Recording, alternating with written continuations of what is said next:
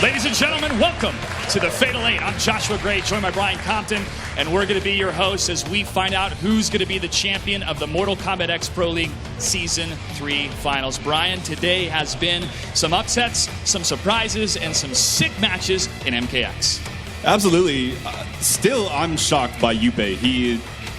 Kano's in the top 8. I mean, representing Finland, they couldn't be happier with him. He's really been the surprise for me today.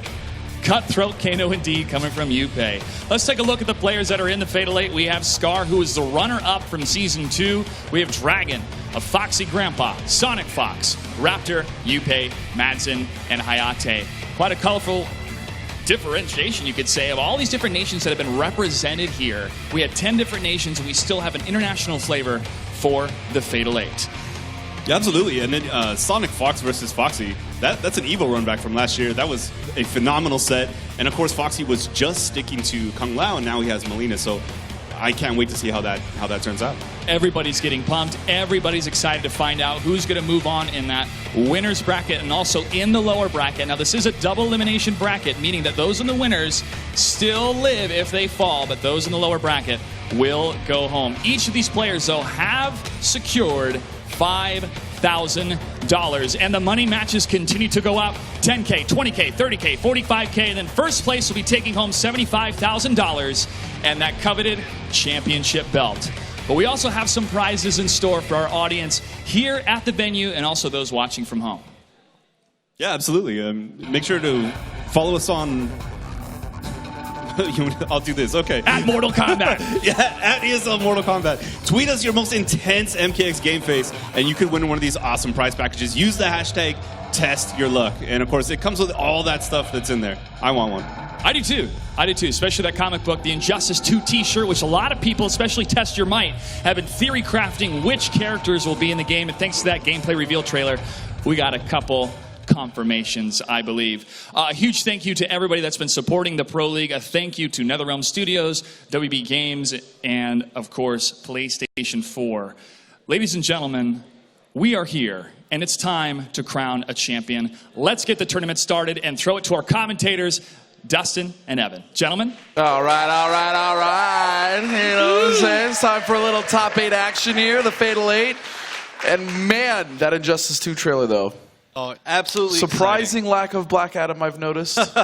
Not a big deal. We can hope. And I'm so excited for Injustice 2. It seems like it was not that long ago that we were just seeing the MKX release trailer. And now look at how far the game has evolved. We have these incredible players playing for so much money and just putting their lives on the line. Money we never had a chance to play for. Right. Yeah. No, I totally get it. But it's not about that. Right now it's about, well, it is about that. It's about MKX. And our first match is going to be none other than Scar versus Dragon.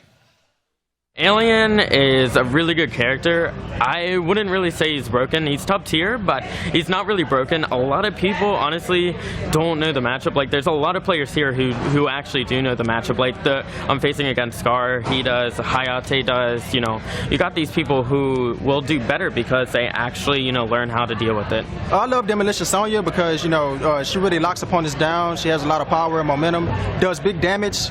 So once I get people in the corner, you know, I lock them down with bombs. They get opened up with 50-50s. It's just, it's playing MKX. This is how MKX is supposed to be played. Scar, I can't say anything bad about Scar. He's a really amazing player. Last time we played in ESL, it came down to the last round, I think, or last game.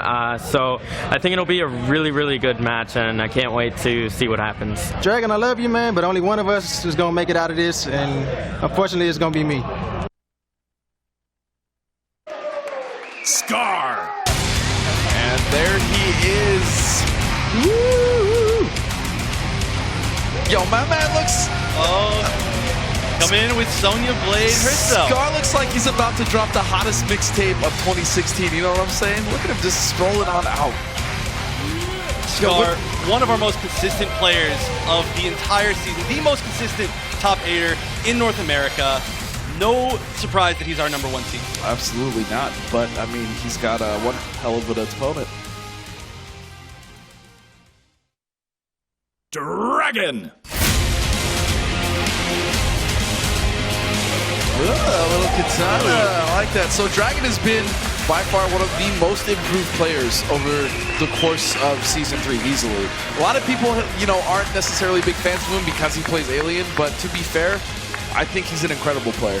He is, and he has been on a tear this season, going on a 9-game tournament streak where he won every single one. Which is the longest we've had in ESL. The longest in North America, actually. Foxy had a really long one too. I don't count those games. Just kidding. No, but these are two of our most dominant players from the North American Pro League going against each other in what is sure to be a great match. And absolutely, this is, oh my goodness. Now, just being in top 8 winners guarantees you in the $10,000 range, but winning this match will automatically guarantee this player, whoever wins, into the $30,000 prize range. $30,000. So there is $20,000 on the line in this match alone. All right, let's get it started. Ladies and gentlemen, let me hear you! Yeah! Scar versus Dragon, here we go! And it looks like Scar is going with Demolition Sonya as usual. He hasn't switched at all this tournament. We've seen him use other variations in the past. Going for full demo. And what a start, getting caught with the overhead low and now stuck in the corner. This is exactly the start that PG Scar wants to have. It's opened up low and here we go. Reloads. And Dragon hasn't even had a chance yet. And that is going to be a flawless. What a way to start this top 8. Now that is going to be a huge hit to Dragon's mentality, but it's not, because here comes Dragon in the corner. There you go. Let's see if he can give it a little bit back to Scar. We talk about that normally, yeah, it's going to be a big hindrance, but Dragon is not that type of player to get rattled by that. It's Dragon, as a player, infamous for being just so mentally strong. No matter how far down he is, no matter what you've done to him within a match, he will play at his best. He doesn't change, he doesn't get put on tilt, as some like to say. He is just such an incredible... Look at this! He's returning the fall! No, Scar says, Scar will lose a round and take that meter to not get flawless. And that's going to be... Oh, no punish, but this should be chip death. Let go, block. Don't build any more meter for that Dragon. Yeah, and right there, Dragon did exactly what he wanted to do with Alien. Keep him in block pressure and hold those records. But wait a second. A grenade early placed by Scar. Dragon disrespecting grenade a little bit too much right here. Just getting hit by more than he should be. Getting caught with that overhead. Of course, that always is the mix-up with Demolition Sonya. When will she blow up the grenades? Jumps over again, gets caught. Well, this should be the kill. Has worked. Maybe. For Scar. Not going to kill good, but it is going to set up a nice position. Uses the EX. Nice blocks. Scar now, or excuse me, Dragon now with a chance. Nope. Now that was actually a really good chance for Dragon, much more than it seemed like, because Demolition Sonya had 0 grenades, and that means she can't do her wake up, she can't convert off of anything. She loses her ability to zone, except for her projectile, of course, but the main ability to zone. Well, her main space control means, which is that grenade. Now, Dragon, he does have a few other characters in his belt. Katana mainly. We've only seen it once, but it didn't work out too well for him. And no, it didn't. He actually did use it against Scar, but Scar himself was using Kung Lao in that matchup. So this could go to a few different character picks. I love the way that Scar uses the triple grenade in order to get himself a safe reload. Nice conversion. You can only convert off of that wake up if you're in the corner or if your opponent is in the corner. It's so great knowledge using the interactables. I really like this from Scar, using the entire level to his advantage. And there we go, mid-combo reload that Scar is so good at. Nice blocks, armors out, but it doesn't work. Gets caught with the back 3. 2 back 3s now into Rekka's. Still not using any of his meter, saving his meter for later on in the set. Scar in complete control right now. Round 2, fight. Ooh, and gets the conversion. That means free reload. Now, that is a guaranteed reload after that 2-1-3-4 ender. One of the only ways to set it up. Yeah. And that's the thing about this as well, is Scar has such a good wake-up option. Oh yeah, one of the only meterless wake-up options in the game, and very nice by Dragon, getting so much off the down anti-air, getting himself the momentum, continuing the pressure, and comboing in the corner here. That down anti-air might have turned this entire game around. Does have a full stick of butter though, 3 bars of meter. And of course, 3 bars of meter means X-Ray. Sonya being able to combo off of her X-Ray does so much damage. Oh, And he's going to break. that was a great read right there. He didn't wake up with armor. He just woke up with the crawl, which is extremely fast. And he got himself a full combo. Be careful, no grenades. He's going to get caught. And there it is, the jump in. And now the wake up paper. Wait a second. Wow, blocks the wake up, but just gets hit That's going to do afterwards. it. Scar's going to take another one. And Dragon going directly into the rematch, not giving himself any time to rest. Just, I guess he thinks he can do it. All right, starts off with the air-to-air. Nice ending at the second Rekka, which just gives him a lot of advantage, giving him a free mix-up. The thing is Dragon has actually started off relatively well in most of these rounds, but Scar immediately able to stop the momentum and take the game back. Well, as soon as Demolition Sonya gets any sort of hit, that is just terrifying. Yeah, and this looks like wait one. Okay, never mind. Now, I was hoping, but that looked like that was going to be Dragon's round, and he was able to take it. It was, but honestly, two really big things happened right there. Even though Scar lost, he managed to get out of the corner against Arcon, which is huge. He also got himself a free reload, which is absolutely necessary for Demolition Sonya. Without bombs, she really just can't do much. No, she could not at all. Similar to, I mean, Hayate's character is also in his top 8.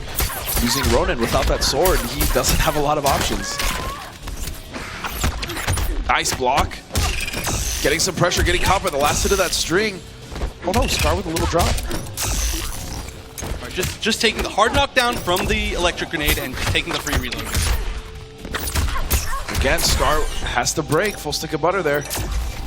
Now only with 1 bar, stamina slowly coming back, but here comes the attack from Dragon, and it looks like he's going to take that one. Scar expecting maybe a mix-up partway through that, but just takes the third hit of the string. And now Dragon's putting himself on the board. Okay. Nice anti-air.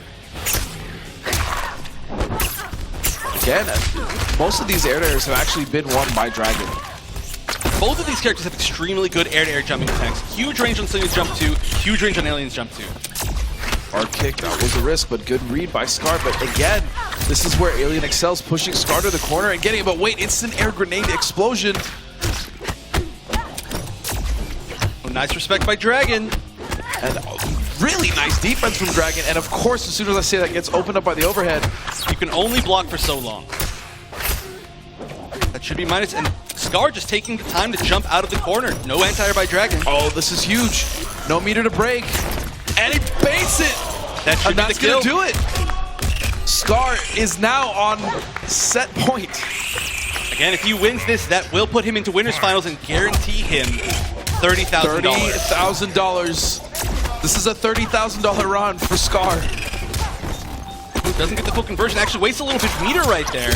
Got a little impatient there as well, and now But just like we were saying, Dragon does not go on tilt. And even the fact that he's on reverse match point right here, he's going to play solid. oh, nice pokes out of the gap. There was a delay there, and Scar didn't notice that and tries to side switch with drops, but again, another bait on the Rekkas. Nice, hits him with the overhead ender. Ooh, again a mix-up. He's just getting these small little hits, but And it's it's not enough working to out kill. for him as well, but here we go. Dragon gets a jump in, and that's going to do this round for him. Final round. Fight. Oh, that was smart. That was an incredible read, just armoring through. I mean, so many people forget that he actually has the flip in the air too, and it does have armor if you spend meter. That was a beautiful way to that get would through. have been the third time he would have been caught by Scar's instant air grenade. So True. And now Dragon's putting Nice himself in a backdash. great port. Ooh, great spot. has to reload. Scar needs those grenades. Ooh, dive kicks that over the was so tail. sick. But again, armor. Oh, this is going to be a full conversion. Nice, gets the reload. But he baits. No punish. Nice block. Now Sonya can't punish that. She just takes free pressure. Oh, Oh, he had to break right This is there. a very dangerous situation now for Scar. Dragon can close it out, but a down 2. Full grenades for Sonya here, using all of them. Still not quite in chip position, and that that's should gonna catch do him. it. Dragon coming back from match point. The brink of defeat, and that again, that is this kid's mental fortitude for how young he actually is incredible for a player of this caliber. It is. He was on reverse match point right there. He was just not affected at all. He just played completely solid. That's what I've been saying. I respect him so much as a player for that. Oh, and catches him. Like a down two, actually. Back one. Oh, possibly. Yeah, that was a back one. All right, full combo. Hard knockdown, free reload. Oh, and the Rekka range there. Nice. And Nice. Scar just respecting after the Rekkas because those Rekkas were so delayed that they are plus. And now Dragon forcing his will upon Scar in the corner. This is the opposite of what we've seen for most of this match. And we see Dragon finally that using the reload was overhead. so risky. This won't quite be kill, but this should be chip. Oh, no, I'm wrong. That's just enough. That's a kill. And now Dragon feeling himself a little bit. So now Dragon is on match point to get into winners finals for the $30,000 or more. You know what I just noticed is I haven't seen Scar try to grab Dragon once. That's true. Usually, of course, Every time. of course, and he loves doing the throw there's setup right another after one. that. But unfortunately not connecting either one of those. Nice down anti-air. one. And he's going to go for the restand into plus frames. What's the mix-up? Gets the crawl and now goes for the back three. Nice block. And there's a grab. Successful. Gonna get to reload here. No, he doesn't. Oh, that wasn't safe. We've got a guaranteed 19%, but this does not give you a free reload. And that is a 40% mistake right there. Dragon's one mix-up away here. Nice. Uses R kick to get through. There's only one grenade left for Scar. And he throws it. Very risky. Oh, no! And Dragon catches with the tail end of the tail and converts into the lead for the kill. Dragon defeating Scar and moving on into winners finals. Wow. Wow. Wow. What a set. Scar completely controlled the pace of that set. The first two matches. He did, and that was an incredible adaptation by Dragon. Dragon finally dealing with the grenades a little bit better. He was disrespecting him a little bit too much. He started playing more patiently, and his mix-ups just really worked for him.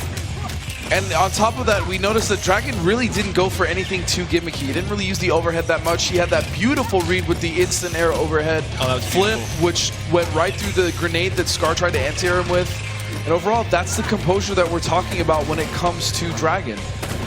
And Scar, our first seed, eliminated, or not eliminated, but knocked to losers by Dragon. Scar, of course, is still in this tournament. He's still extremely far.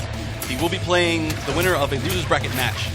Yeah, and Scar is actually one of the favorites to be able to take out Dragon because of his extensive matchup knowledge with aliens. So, it's looking very good for Dragon right now, but Scar is still in there, and he's definitely one of the best players in the world, so I expect he's going to make a little bit of a run back up to that top three. I would not be surprised in the least bit. However, the next match, Evan, I can't. Go ahead, please. All right, the next match is something that we've been waiting for such a long time. CR Sonic Fox versus PXP, a Foxy Grandpa. I'll be using Alien later, probably against Foxy Grandpa when I get to him. And Aaron Black, I don't really have a reason to bring out Aaron Black right now in this tournament. I just have to rely on Cassie and... Sonic Fox.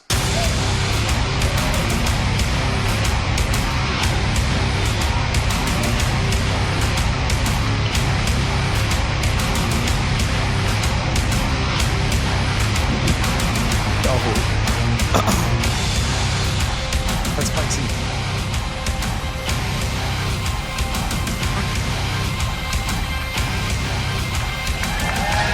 All right, and Sonic Fox, Yeah. returning champion from Season 1 and 2.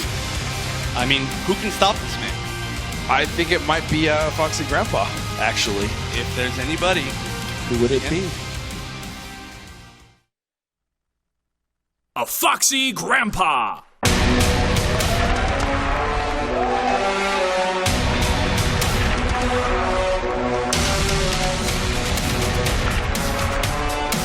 There it is, his signature, just right. All right, and the #1 seed from Europe. So this is a match of legend. This has been brewing for weeks and weeks, if not months. Oh, many, many. And Sonic Fox, of course, our 2-time season champion.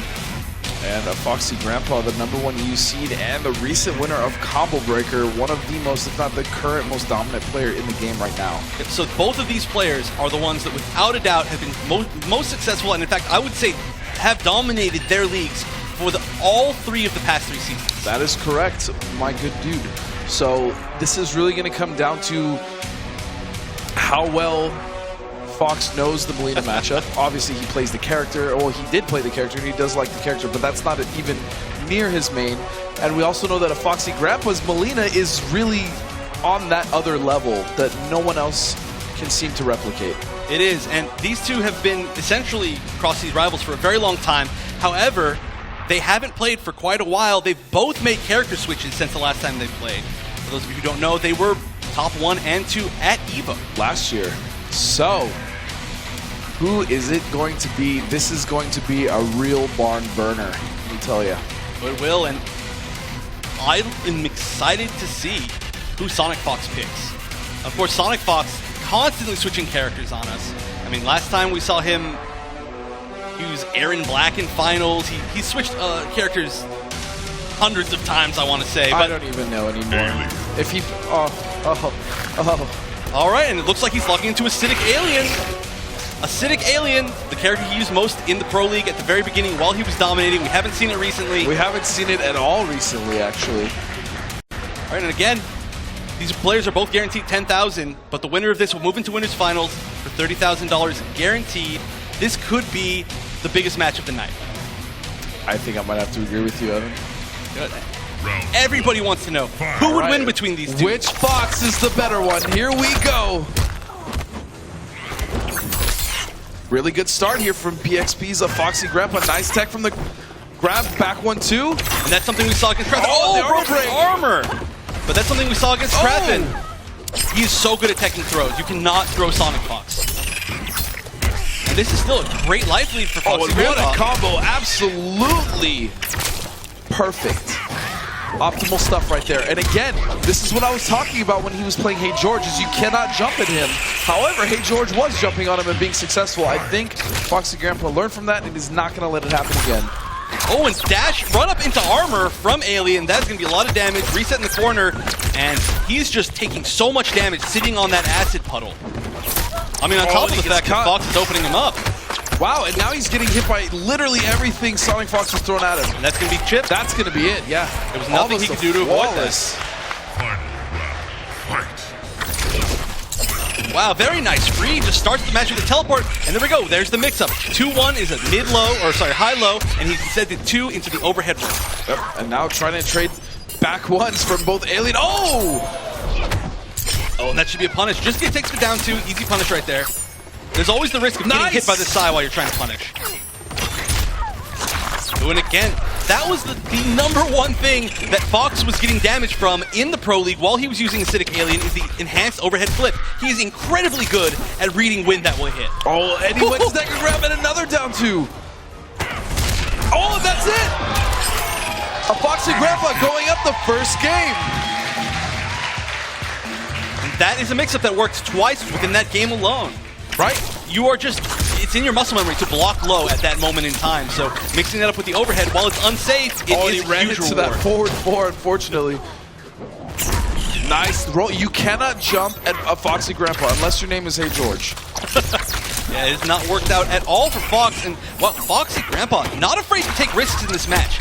Generally, it seems that he plays rather safe, trying to condition his opponent, but he is going all look at out. Sonic Fox. Relentless. Fight.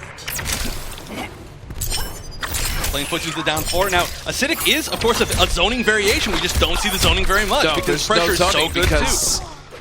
Sonic Fox is going in. Very nice. Again, he is immaculate with those reads. It is crazy. He just knows 100% when you're going to stop. Nice block and good punish. But yes, you're right. He knows when you're going to block. He knows when you're sleeping. He knows when you're going to wake. He knows when you're going to wake up. And that was a little bit of a mistime from Foxy, missing the armor break a little bit earlier. Bar meter, though, for Sonic Fox. Oh, and he just tried to down 2, and he got his legs clipped. And that second game was over just as fast as it started. And that's going to even it up. I have no idea who's going to win this. I don't think anybody has any idea who will win this Never match. been to the losers bracket at the finals. That's true. This He's could never be the even first seen time. it. He doesn't even know what it looks like. He's going to be like, I don't know what to do here, guys. Can I get some direction? He might need to get ready for it because here comes Foxy Grandpa. And towards the corner is he going, but still a little bit of room left. And he's going to jump, but you cannot. That has not worked once. Every single time. It worked once, and it was when he jumped back from the corner. That was the one time. Sonic Fox needs to not jump. He is taking way too much damage from anti-airs.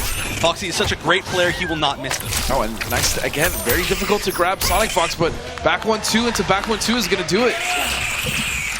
Round 2. Fight. And of course, the winner of this match will go on to fight Dragon in the winners match. Ooh, that should be fun. Nice block. Ooh, and just trading jabs. Wow, the respect and a bait. Nice. Sonic Fox going for meterless damage. Oh wow, just gets hit by the 4-1. Maybe he thought it was a throw. Sonic Fox choosing not to break. He does have 3 bars a meter. Oh, can he get the conversion? Nice. Oh, I'm not sure exactly what he tried for right there, but he just crawls through it. And this is bad news bears. That's the Foxy. advantage. Nice block. Oh, this should be the kill. That forward 4 wolf punish was so good. That was. That interactable turned that entire game around. Right. Foxy was controlling that absolutely. As soon as he got hit by that, got the conversion, turned around. Yeah, two overheads, 4-4 back-to-back. And Sonic Fox is just guessing right on all of his Sonic mix-ups. Fox is playing somewhat nutty right now, I would even say. He is! Just down 3 in a tail flip. That doesn't even combo, but Foxy's getting hit by so many small hits. He's already at about 30% life. And that's not going to work this time. And that punish might be the kill. That's going to do it, yeah. Wow. Oh, wait, not quite. That'll be it. So Fox going up 2-1. That was a complete playstyle change from Sonic Fox. My goodness, he went from playing solid to kind of just all over the place, and it seriously worked. Well, we don't know how much experience Foxy Grandpa actually has against Alien. Well, so, I know he has experience against Alien, but I mean, Fox is playing him completely differently than you would normally see. And, oh, I like that. Kind of. Just jumping forward into the acid conversion, that was sick. But yeah, you have to have a lot of muscle memory to be able to block all of the stuff that Alien throws at you, especially when he's going wild and overwhelming. Well, yeah, he can just change his mix-up on a whim. And wow, throws her out of the teleport. I've never seen somebody throw Melina out of her teleport. Ooh, blocks high right there, expecting the enhanced overhead. Oh, he tries to go for it down 3, but Sonic Fox trading with his own, and that could have been huge. No punish! Well, where's he going? He's running away. Oh, that may have been a mistake right there. Melina running absolutely full screen and then just immediately teleporting. So that's going to put Sonic Fox on match point here. Oh, that roll. He tried to confirm off that hit, but it didn't work, and now getting an armored overhead. Here we go. Sonic Fox, again, starting out the way he wants. Down 4 into Loke's tail. Just all of these non-comboing mix-ups right here, just overwhelming Foxy. He's going to take a bunch of damage in the corners. Breaks, still has acid on him, so that will be dealing unscaled damage. And again, another tech. Sonic Fox is very close to sending Foxy to the loser's side of this bracket. All right, blocks the tail, but no punish. That's going to do it. Wow! Such a good start from a Foxy Grandpa, and then immediately shut down. It was just that playstyle change. Sonic Fox, he was a little bit hesitant at first, playing a little bit safe, and he just went crazy. While Foxy was unable to deal with that amount of pressure and those just relentless mix-ups. I mean, it was like night and day the way he changed up his game plan. And that's really not a playstyle that you tend to see players at this level take too much. Almost everything he did was unsafe. Yeah. Almost everything he did didn't even combo. He was doing moves like down 1, down 3, or down 4 into the overhead like or low. Flip. Yeah, you can't combo that. But it was just so out there and so overwhelming, just based on Sonic Fox's extremely fast mix-up based playstyle. I mean, that's how he plays in general. That Foxy, even one of the most patient and defensive players in the game, was not able to keep up. It's just so weird to see Sonic Fox play like that. I mean, he usually plays so methodical, he has really good spacing, but he just went absolutely ham. And that's going to put him to fight his teammate in winners finals, Dragon versus CR Sonic versus Fox, CR. a little bit later on. Showing why the most dominant team. But now that's going to move us towards Madsen versus Hayate's Next up, actually, we're having. Apologize. Yeah, we're going a little bit lower. We're going a little bit lower. It's actually going to be Noble's Raptor versus Yupe. Raptor.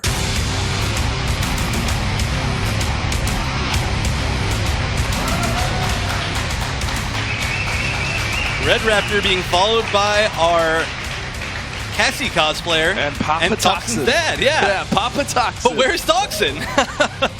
Red Raptor, an extremely consistent player. One of the only players recently to defeat Sonic Fox. We saw him defeat Sonic Fox at Combo Breaker. He could be the one that makes it all the way back up through the bracket. And he is, in my opinion, now definitely the best Shirai Ryu in the world. It's quite possible. He's gone a little bit further than Storm, but yeah. Yupe. Wow, Yupe coming out looking like a man possessed. Yupe, I think the biggest surprise of the weekend, just absolutely destroying with Kano, pulling off some great upsets. Just a character we never get to see from a player we don't get to see too much either. I think he's become a new fan favorite. Everybody loves seeing that. Definitely the most pleasant surprise for me, aside from George Edward, as far as players that really excelled at this tournament. Yeah, and that is one of the best things about ESL Mortal Kombat is we get to see players that don't get to see too much exposure, don't get to travel too much, and just have incredible talent, and we get to just give them a spotlight on a great stage where they deserve. You know? Absolutely, absolutely. And now these two players are fighting for elimination and quite a big prize purse. Absolutely, they are in the losers bracket, and this is the first round in top 8. So both these players guaranteed $5,000. Winner of this match doubles that, guarantees himself $10,000. That's ridiculous.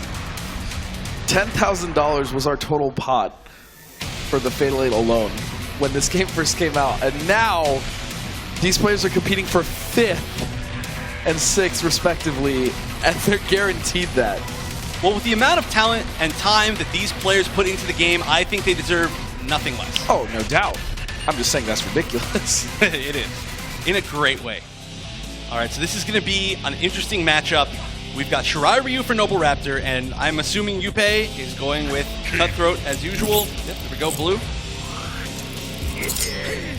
Now, I would assume that this is going to be more of a zoning matchup for Shirai Ryu. He's going to have to keep Kano out because Kano's mix-ups are incredibly good, and Shirai Ryu's armor is infamously not the greatest, but it's because he is such an offensive and spacing powerhouse. Absolutely. We're about to see how this goes down. It's going to be Yupe versus Noble Raptor. You think so, eh? About 6 feet down. Round 1. Ooh, and of course, I like that red costume a lot. I believe this is the classic costume. This is the classic alternate color, and I like it a lot. And a really strong start by Raptor, using all of his meter. And take a nice life lead. And there's Jupe taking really good use of that amazing backdash from Kano.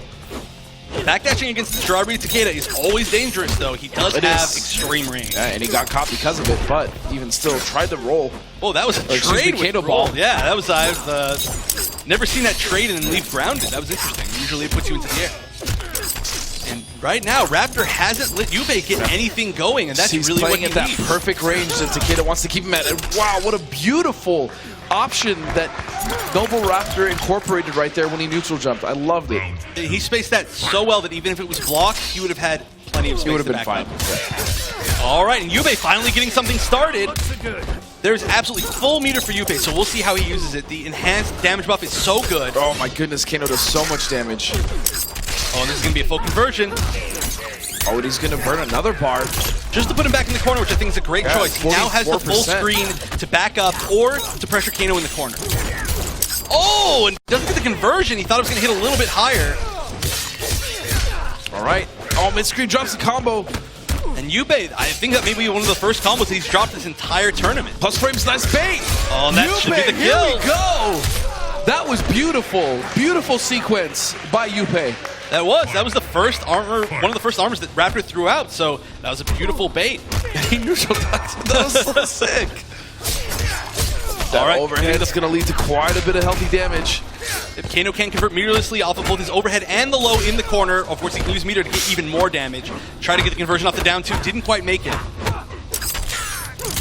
Oh, just as a point-blank overhead. So few people expect that because it's so slow. Putting him back into the corner with a hard knockdown. Oh, he tried to bait that. He offered through the first hit and just let it go. Oh, and this is a hard knockdown. Blocks is down to the wire. Both these players. Nice blocks. That is safe. Oh, he catches him. Yuppie taking the game. Was a beautiful left hook from Kano to close out that round. He really takes that punch far, man. He's like, no, you're not getting away from me. Wow, so Yuppie playing so patient right there. I felt like the momentum was in Raptors' favor. I agree. For so long, but I mean the damage and comeback factor of Kano is huge. And we're already getting started. Huge combo into the corner, using the damage buff that also increases your chip. But very nice flip by Raptor to get out of the corner and start his own pressure.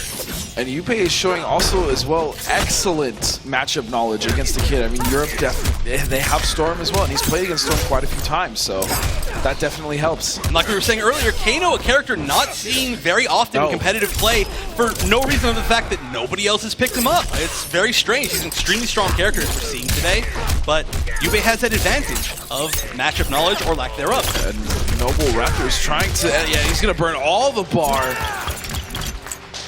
to take out Yuppie. Still saves one for himself, though. Not bad. Ooh, wow. What?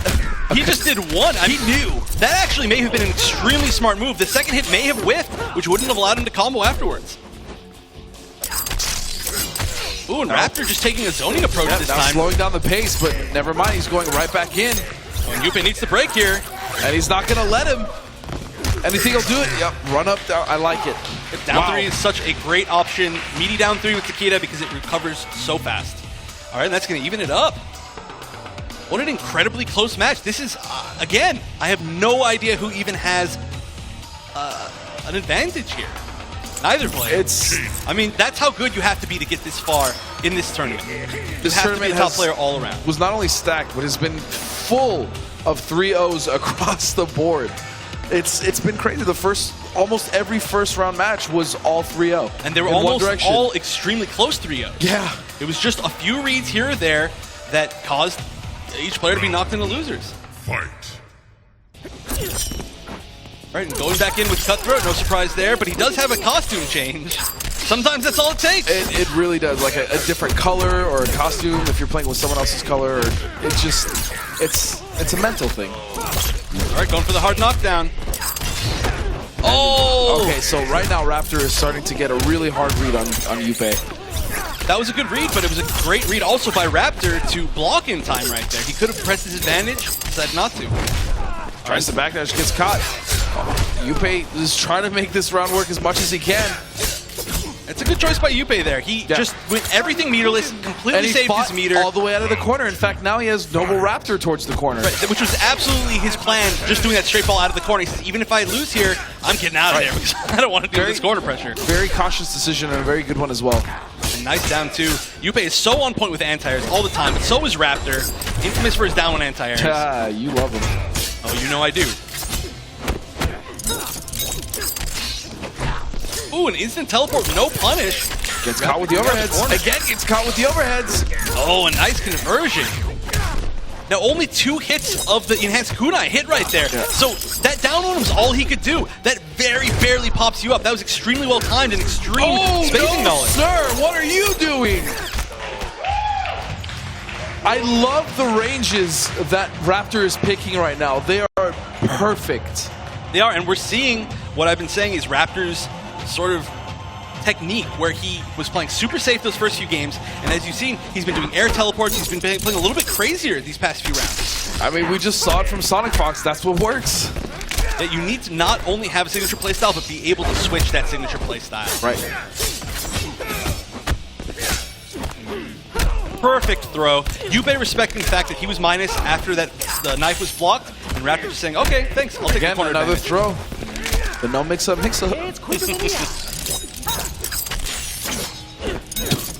Wow, Raptor is absolutely textbook with spacing right now. It is, and that's what you need as a Shirai Ryu player. One of the strongest spacing characters in the entire game. I don't know. To some players, that's boring, but to me, like seeing that perfect space control, it's really exciting. Oh yeah, it shows an absolute just mastery of your character. Especially when you're somebody who's played their character, like both of these players have played their character since the beginning of the game. And Yuppie is no slouch when it comes to spacing his attacks either, but right now, Raptor, I mean, especially with the extended range that Takeda gives him. And that was a great read right there, expecting Yuppie to try to jump away from the enhanced kunai, and just instant air teleporting puts him back to the mid-screen and also puts Noble Raptor on match point. Nice block. This should be a big punish. No meter, but you don't need it in Shirai Ryu. Almost 30% is not bad at all. Nice, and look at the way he's moving right now. This is incredible. Also an incredible use of interactables from Raptor, the whole game. All the decisions, all the spacing, the movement, Raptor is really coming together in this top 8 so far. Oh, and that should be the kill. That's gonna do it, just like that. Raptor is gonna clinch that 10,000. However, give it up for Yuppie, making 5,000 as well as placing so well with Kano. Congratulations to him. I know he's disappointed, but still, that was an incredible performance all day long. I mean, it must feel great to be able to represent your character so well when you are a character loyalist like him. He's such an underrepresented character, right? And his play has just been incredible. I can't wait to see more of him in the future. Yeah, it was just such a display of matchup knowledge and space control from Raptor, though. That was so impressive. It was. It just all the tools he used were 100% perfect. It was, and we're gonna see some more character loyalists here. We've got PND Madzin versus the incredible Ronin Takeda, Orbit Hayate. Madzin coming out with Sub-Zero. Madzin has become such a crowd favorite over the last 3 seasons. He's such an emotional player to watch as well. He is. He's got a great play style, very aggressive, very brutal, and like you said, it's great to watch him play. Oh yeah. Give a little respect right there to the Grandmaster. Throw some respect on it, you know what I'm saying? Oh yeah. Using Sub-Zero actually this entire tournament. But his opponent is definitely going to be a handful. Oh yeah. Hayate. The ever so charismatic Hayate. Hayate hailing from Montreal. Ronin Takeda specialist from the very beginning. And I think the match between these two will be explosive. It's going to be amazing. You know, to be honest, Hayate was actually one of my top picks for top 3. He was. Actually, he was, I mean, not that we're playing favorites or anything, but he was in mine too. And, I mean, Hayate has just been doing so well recently, placing second at Combo Breaker, barely losing to Foxy twice, and winning Toryukin, just extremely good placings over the past few months. Absolutely, including a very impressive KIT performance last year, or this year. When did I go? I don't even remember when KIT was. It's been a crazy last couple of weeks. It has. A lot of really good matches over the past few weeks, too. And Hayate barely qualifying. Honestly, he barely qualified. What side is godlike? But Hayate just destroying the competition within the past few weeks of the Pro League. Within the first half of the Pro League, I don't think he had a single point. So he just turned it on. He was non-existent. And then towards the end, the last couple of weeks, he just came in and he's like, oh yeah, by the way, I'm going to be going to the season finals. And he's like, well, I hope you guys save me a spot because I'm going to be there. Oh, but Madzin is also one of my favorite players to watch. This is... Whoever wins, like, either way, I lose. Yeah. I love both of these guys. Madzin, of course, one of the most consistent players in Europe, constantly placing second. I mean, he's placed second more than most people have ever won a tournament. He's probably placed second more than most people have entered tournaments. And, of course, using Sub-Zero mostly, but Kotal Khan, Blood God, has taken him extremely far. I'm surprised that we haven't seen him use Blood God throughout this entire tournament. But his Sub-Zero has been looking incredibly on point, so maybe that's what he feels most confident with. I don't know. But either way, this is going to be one hell of a match. It will, and we've also seen Shotgun Jackie, but going right with Sub. Sub against Ronin. No surprise there. Of course, he uses Grandmaster Sub, which is the Sub-Zero with the Ice Clone. I'm not sure how well that will work against Ronin, though. Ronin being able to throw his sword, bring it back up, make Sub-Zero block. Yeah, but if Hayate gets caught with his pants down and no sword, it's going to be very difficult for him to get out of the pressure from Madsen in the corner with Sub-Zero. Well, ooh, great conversion. Hayate's so good at meterless conversions that are super spacing specific. It just shows how much time he has put into his own character. Yeah, and he's been playing this character since day one. All right, continuing the pressure. Now, every time that he brings that sword back without it actually doing an attack, he's plus on block, allowing him to swing more. Yeah, and swing he does, but here comes Madsen now pushing him to the corner. This is where Sub-Zero is a monster, and that is why that clone setup is so difficult to get around. So many options, the overhead, the grab, the low. He also has the option to just do nothing. And his corner damage is so significant, he's already evened it back up. Hayate just flipping out. Oh, the X-Ray! That was such a good bait from Madsen. My goodness! Who uses an X-Ray in the first round? I'll tell you who it's Madsen, and goddamn was that sick. How do you even get an X-Ray in the first round? That was a great read by Madsen. That is a statement. Madsen has been opened up by the overhead quite a bit, so I expect that he'll make that adaptation. But that was a good jump in, or jump over, and now he's going to get that setup in the corner, and this is where hell begins for Hayate. And no matter how good you are at swinging through clone, if you're in the corner with a clone up, it is so hard for you to get out. Wow, ran forward through his body to get out of the corner. I don't even know. Oh, Madsen going for a down two, but there it is. Adapting and blocking that overhead that he got opened up for already 3 or 4 times. This should be nice. He's going to go for the restand. Oh, just goes for the hard knockdown here. Madsen has no meter to wake up. Oh, this was the kill? Just brings it up raw like that. All right. Very nice. Great conversion. However, Hayate puts himself in the corner with that kill. Oh, an interesting trade right there. Wow, just swinging through the clone with absolutely max back 2 distance. Oh, nice. Uses the flip in the air to get over the clone and get a little bit of a punish there as well. Oh, and that ice ball. That was a really risky flip. I'm not sure what he was going for right there. I feel like he would have landed in the clone if he'd gone any further. Oh, and using the enhanced version of that clone gives him much more, better frames as soon as that animation is over. Yeah, many strings, including forward 4 into enhanced clone, leave him so plus he can actually jail you. Right. Oh, and a beautiful bait. Hayate definitely with the matchup experience against Sub-Zero. Fighting back again. It's a really good situation now, but no bar for Adin. That's going to do it. Madsen didn't get to spend his 1 bar. Madsen, he was playing so well, but just at the end right there, he got opened up 3 or 4 times in a row, which was a lot of damage because Hayate is so good at those meterless conversions. Hayate's confidence is ridiculous, by the way. If you've ever talked to him, he's so confident all the time. He is. He's a very positive guy in general. But very positive. He's not like that, like dickish confidence. It's just like he's very, very confident, but also very positive and nice about it. Oh yeah, both these guys are great characters. Always so fun to watch. Oh, nice. Hits him with the forward 1, 2 plus 4. Wow, just staggering back ones in that range where it's so hard for Sub-Zero to press any buttons. Absolute spacing monster, but nice down 2. Reflecting the ice ball. I love it! Oh, Madsen, you're so slick. Madsen doing really well at getting underneath his own ice ball. I like that. Really weird to say. I know. Oh, and that's going to hit.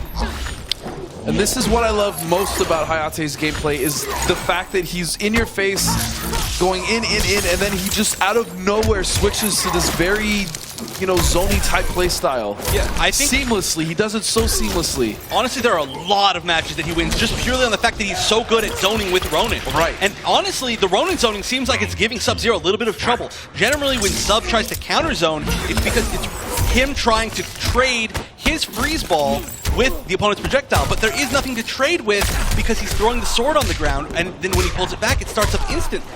Yeah, and you know how much I hate Sub-Zero, but watching Madsen Sub-Zero, it's played at such a pace that it's ridiculously fast, and I actually love watching his sub. And just like that, as I was talking about it, that round is over.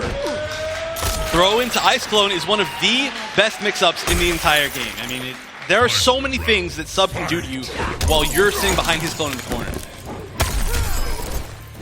All right, Hayate breaking. Oh, what a great conversion! Hayate knows all of the spacing-specific, timing-specific punishes. It's always a pleasure watching him play. Nice blocks. Wow, both players are so defensively solid right now, but whoa! Here we go. Nice, uses the plus frames from using the enhanced clone. Oh, uppercutting him. I love this combo.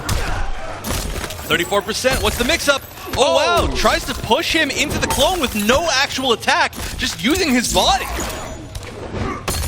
Unfortunately, he did let Hayate out of the corner with that one, but still doing very well. Oh my good, whoa! Tries to throw him to prevent him from breaking, and now he has the meter. Hayate's a chance. But that gave Hayate a chance. Still with 2 bars. Oh, this is gonna hurt. And he make the comeback. Oh, no, never mind. He goes for the reset. All right, Madsen forced to break, but they're at about even life now. Oh, no conversion, but he's going to be able to continue pressure. Dangerous territory here for Madsen. No bar either. Nice backdash. Avoids the second of that string. Oh! Hayate with the huge comeback.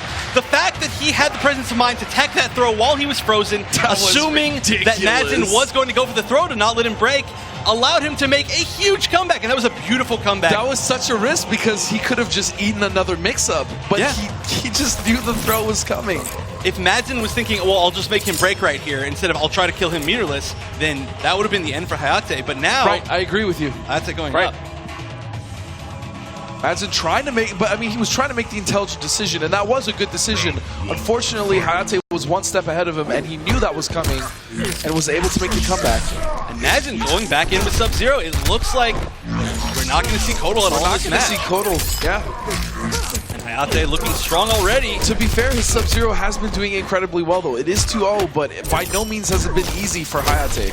That's true. You know, I would like to see a little bit more armor from Madsen. We're seeing it almost not at all. Right. Oh, and this is going to be a big combo. Nice break by Hayate. A lot of back twos. Yeah. A lot of back twos from both players. Right. Great overheads. Oh, doesn't get the conversion. Again? That wow, should be the kill. That's going to open him up, and that's going to be the round for Madsen.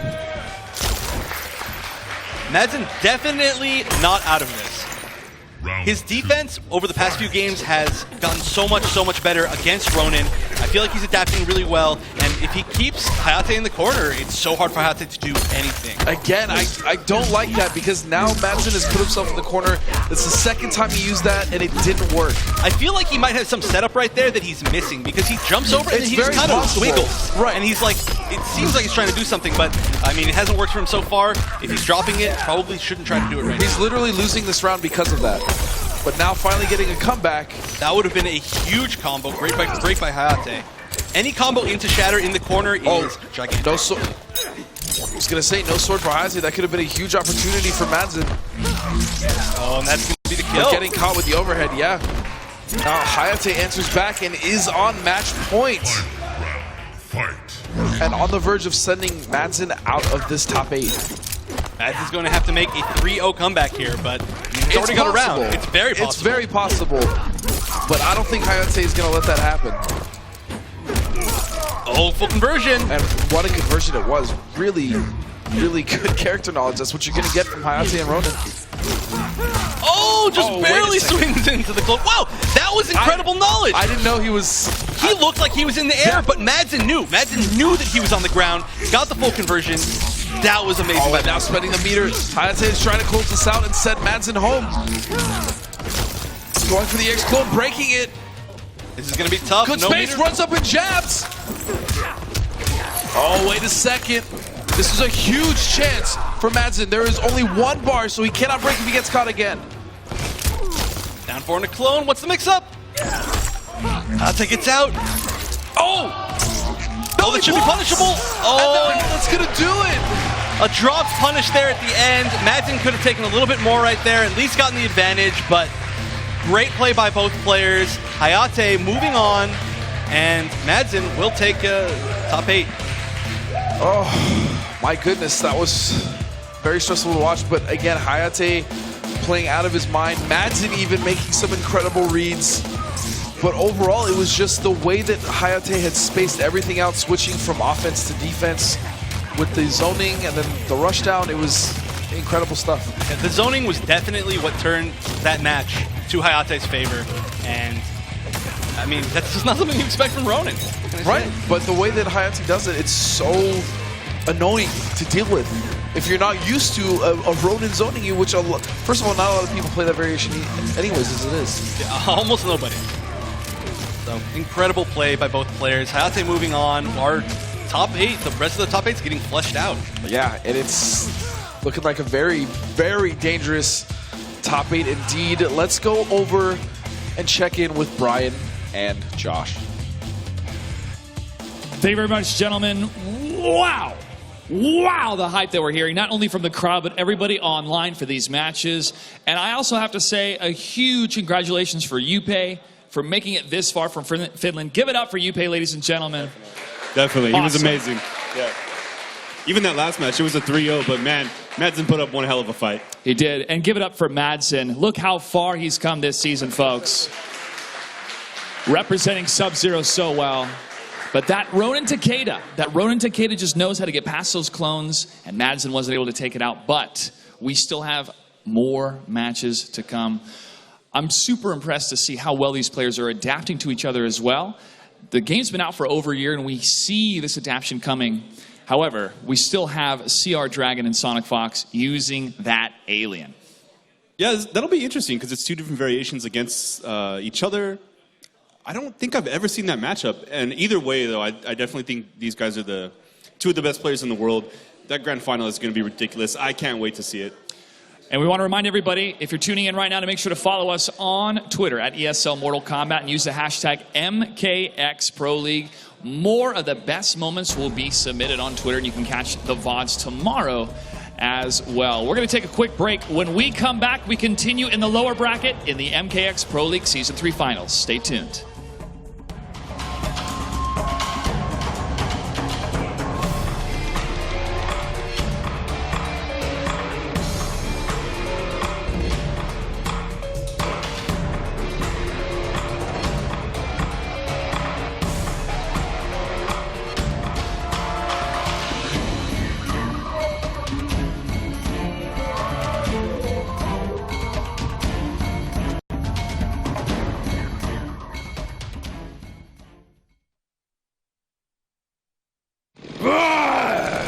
You ready to face off?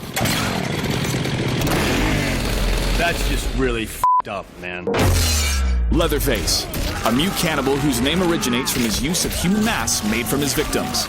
A member of the Sawyer family, Leatherface is known to kidnap and kill passerbys whilst his family prepares meals from their flesh. Armed with his iconic chainsaw, mallet, and horrific screams, Leatherface is ready for a massacre across 3 variations.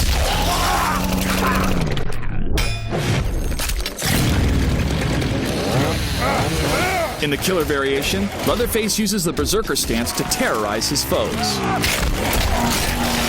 Use High Chain, back 1, a long-range overhead chainsaw attack, followed by Berserker stance, down back 3.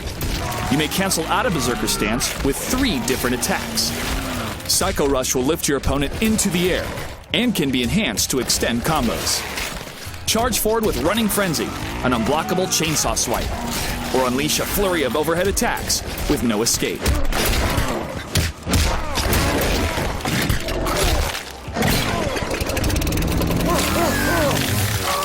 Change face from a brawler to a zoner with the Pretty Lady variation.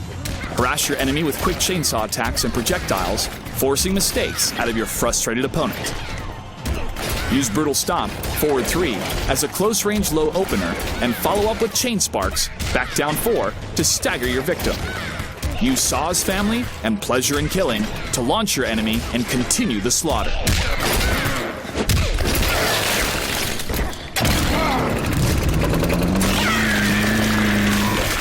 Serve up some high-pressure play with the Butcher variation.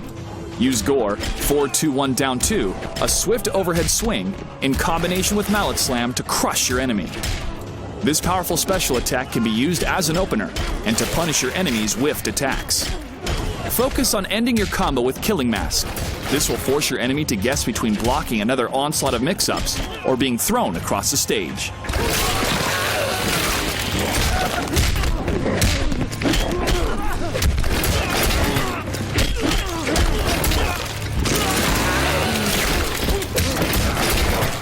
Leatherface is a versatile brawler, equipped with a menacing chainsaw for long-range attacks and a hefty mallet for barbaric strikes with a personal touch. Depending on your variation of choice, focus on the spacing of your normal attacks. While Leatherface doesn't have the fastest 50-50s, he remains a constant threat at certain distances on the stage. Set the table and dine on carnage as you stake your claim as the master of horror with an X-ray brutality.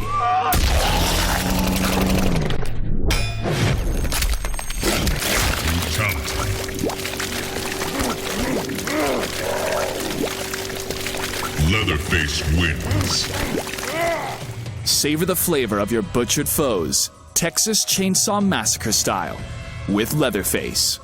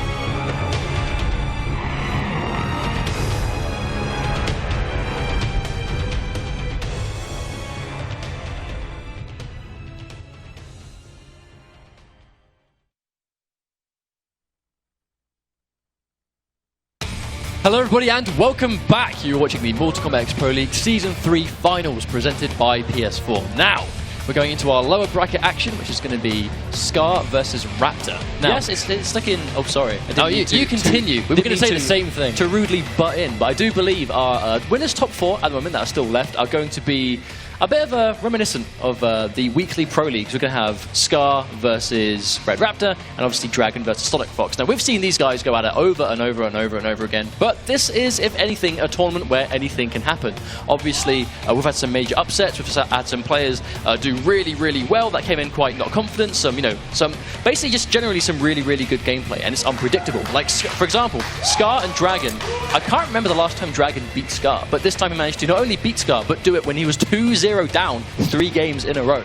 Now, going into this section, everyone here is in the money. The question lies now of who's going to move on to try and get a little bit more than they currently have. Little bit is probably not the right word to use. You could say that. So it's going to be Shiryu and Demolition. I mean, we've seen this matchup so many times, but the reality is Takeda has really good limbs, a good way to kind of deal with that neutral of Sonya. However, when she picks the Demolition variation, she kind of gets that added reach to contest with what Shiryu wants to do. There's the dive kick again. You never see that trade, ever. That seems to be Scar's kind of go-to whiff punisher, go-to sort of just space occupying is just the dive kick. The threat of the dive kick to establish it, and just like this, he's got the corner already. Now, you can absolutely guarantee that Scar is going to... Oh, wow, kicked right in the face. How about that? Round number 1 going to PG Scar. He is hungry to get into that Grand Finals. He got second last time, and the only way to improve on that performance is to get first. There is no other route, and he's a couple of sets away from being able to do it. This could be Scar's season, but Raptor's here to say no. I mean, Raptor's having an amazing season himself. Season 3, just Shiryu mastermind at the moment. And what a combo! How much is that? Oh, he still ended it in the splat to guarantee the reload. Fantastic optimization of his combos. Bone kunai pressure. NJP, Scar's not biting. He's just sitting there patient. Gonna block this all day. jumps in, goes for the empty jump just to avoid any potential trip guard attempts. Going to go in, he's got another grenade. He has got to reload though to get anything back. Oh wow, Raptor really smart just to avoid that, but no meter, severely down on life. This comeback's going to be quite difficult. Yeah, especially, you very rarely see Takeda make comebacks with no bar, and just like that, Scar, very clean and convincing game number 1. Well, what does Red Raptor do here? Because he's clearly not playing badly. I think it's just he's getting tagged. It's the grenades are doing the bulk of the work. But that's the thing, when you fight against Demolition, I mean, that's what it comes down to. How are you going to try and handle the way the grenades work? We've said this before earlier on, but just to remind everyone, the mix-up of Demolition, it's beyond the 50-50, as some would say, more than a 50-50. You block the initial 50-50, and then it's still a mix-up of when the Sonya player is going to detonate those grenades. Go for the destroyed city. Now, I mean, we see a lot of stages make a big difference. Did you guys notice that he was hovering over other variations and then picked Shiro Ryu? Do you think he's thinking about variation change? Possibly. I mean, Red Raptor has he's been known as a Shiro Ryu player at this point, but there's always the chance if he just doesn't think it's going to work. Well, that could have been a clean NJP, but he's going to go in for the dive kick instead, just to get out of there. Still going to secure the first hit. And again, I think robbing the first hit of Takeda is very important because of just how dangerous Shiro Ryu is with 2 bars immediately. Does the hard knockdown goes to the reload? Yes, he does. And he delays it into the grenade. I mean, that's respect, right? When you know that an NJP will guarantee some sort of pressure, just throwing the grenade by itself. But that's what makes it so dangerous. It's more than the fact that she has the 50-50s available. It's the fact that, you know, you can throw the grenade on Meaty, and the grenade you can detonate whenever you want. So it's like, do you detonate it as they get up? Do you leave it there so if they try and, you know, go for armor, it beats it? Like, there is, as soon as that grenade appears on the screen, there is the instant mind game.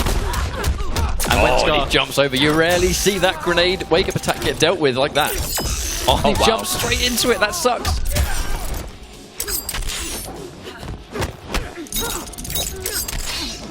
Oh, there's the teleport. Scar tries to punish it. Not quite ready. You can definitely see that I think Scar is ahead in this matchup. Oh, and he tags him with a 50-50. Raptor has to break. And again, he's got no stamina and no bar. Pulling back is going to be quite difficult, but you can still tag him. Oh, speaking of getting tagged, he's going to get tagged once again by the grenades. 2 more grenades good to go. He's going to spend all 3, get the knockdown, or is he just going to opt to spend the bar? He has got 1 left. Doesn't even go for the reload. He wants to get some pressure. Goes for the meter grenade, and that's going to kill him. That's death right there. 2 games. And I mean, we said this before, Scar wants this grand final spot, and he's going to try to destroy anyone that stops him.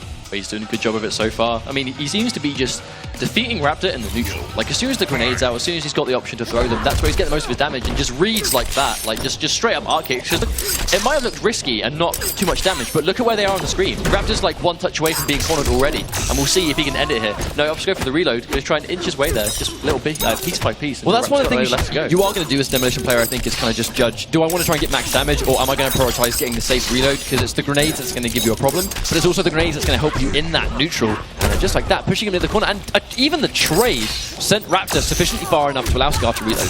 But it's a nice 16% damage, it gives him a reload, so why not? It's working out for him. I mean, Scar's been trading with that wake up all day, and he keeps doing it. It's clearly working out for him. And again, Raptor with his back to the corner has a breaker though, so he can afford to get hit if he needs to. But no, manages to get the teleport out of the corner. And he snuck just out of range of the hitbox. Oh no, but he's going to jump straight into that one, having to spend 2 of his bars, the forward dash, just to guide the jump. Really smartly played there from Scar. Scar still in this. 1 more touch is going to take the round, but here we go. Nice teleport. There we go. Raptor finally manages to get a good chance to just open him up and get some nice damage. It takes a round. Problem is, if you have to use all of your bar to do it, then when you're left with nothing, then you're kind of a lot weaker than you might normally be, and especially if Scar's going to get the 50-50 again to start this round off. Oh, and there we go, getting more damage, just working that reload into his combos now. I mean, that is optimized Sonya at this point. Oh, Raptor goes for the anti-cross up down 1, mistimes it and gets jumped in on. Scar is making him pay for that mistake, forced to break. Oh, throws a far kunai. Oh, the jump-in whips, that could have been absolutely costly. He's going to go in again, has to establish some sort of pressure, but with no bar, it's going to be hard to get max damage. Scar gets the clean jump-in. That should be the round. Oh no, on the next hit, didn't have the grenade stopped. It's just Scar opting to go for a lot of jump backs at ranges where the jump back will keep him safe from the back too, and he's reacting to anything he knows the dive kick will punish. You can tell Scar has fought Takeda once or twice before. Just that clean jump back on anticipation of the 2-4 part of that forward 1-2 string, just to go right out of the way and then obviously catch Takeda when he's recovering on whiff, because I mean, he's one of those long recovering characters when those strings fail to connect. But he's a character that everyone needs to be ready for in Season 3, because he's been such a prominent character. All these Takeda players have just, they've come out of the woodwork and shown why he's so powerful. And Red Raptor's kind of been the manning the reins of the fourth. Oh, hang on a minute. How many grenades is he going to do with that 6-in-1 combo? Oh, here comes more grenades. Clean. 3-0. Scar moving on, taking out Raptor. I mean, how many grenades is that in a sequence? I mean, that was a 6-grenade combo into, like, meter burn grenade. I think he's just emptied the armory. I don't see there being any more left after that. I mean, I kind of lost count, and then he meter burned it. So, greedy. Demolition variation. I think that was an accurate name right there. So, that was very, very convincing. I think Raptor, he did mention that now he's in top 8, he feels more comfortable. His goal ultimately was top 8 because you get in the cash when you make that spot. I think he would have liked to get further, but, I mean, he had a hell of a performance right here. There is no doubt that Raptor is the Takeda. Like, he is the strongest Takeda, the highest consistently placing Takeda. Took out Sonic Fox and Combo Breaker. I mean, this guy's got talent. This guy's got some insane talent. Let's talk about this for a second. Scar just secured himself 3rd place minimum. 3rd place gets $30,000. That's quite a chunk of change for an afternoon of playing Mortal Kombat. That's nothing to shake a stick at, I think some people have said in the past. But I mean, it's kind of the results that a lot of people were expecting, right? A lot of people expected, you know, Sonic Fox, Dragon, Foxy, all these guys to be on the higher end of the bracket. I mean, we just saw Sonic Fox fight Foxy and send him out.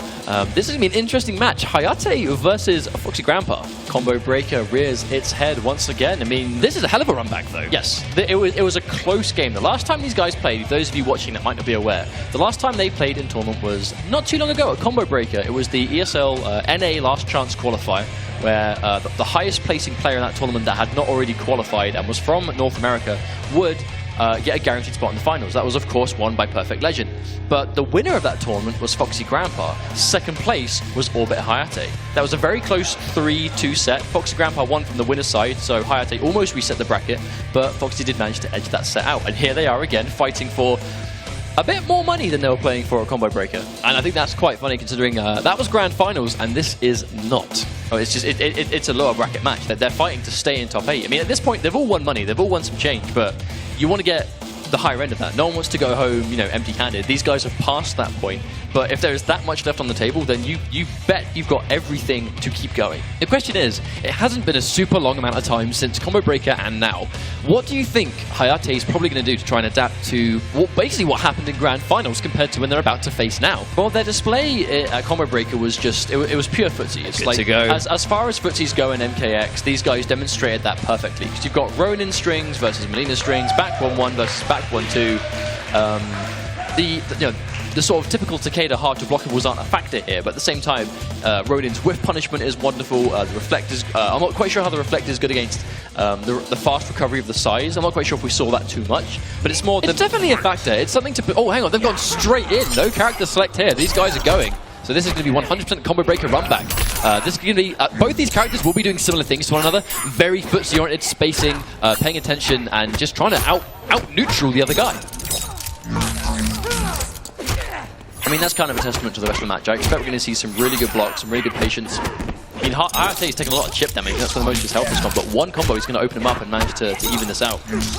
There's the back one, just challenge it. Oh, Foxy maybe a little bit hesitant to go for the anti. Eats the full jump kick. Oh, nice hit confirmed there from Hayate, though. Both these characters build a ton of bar.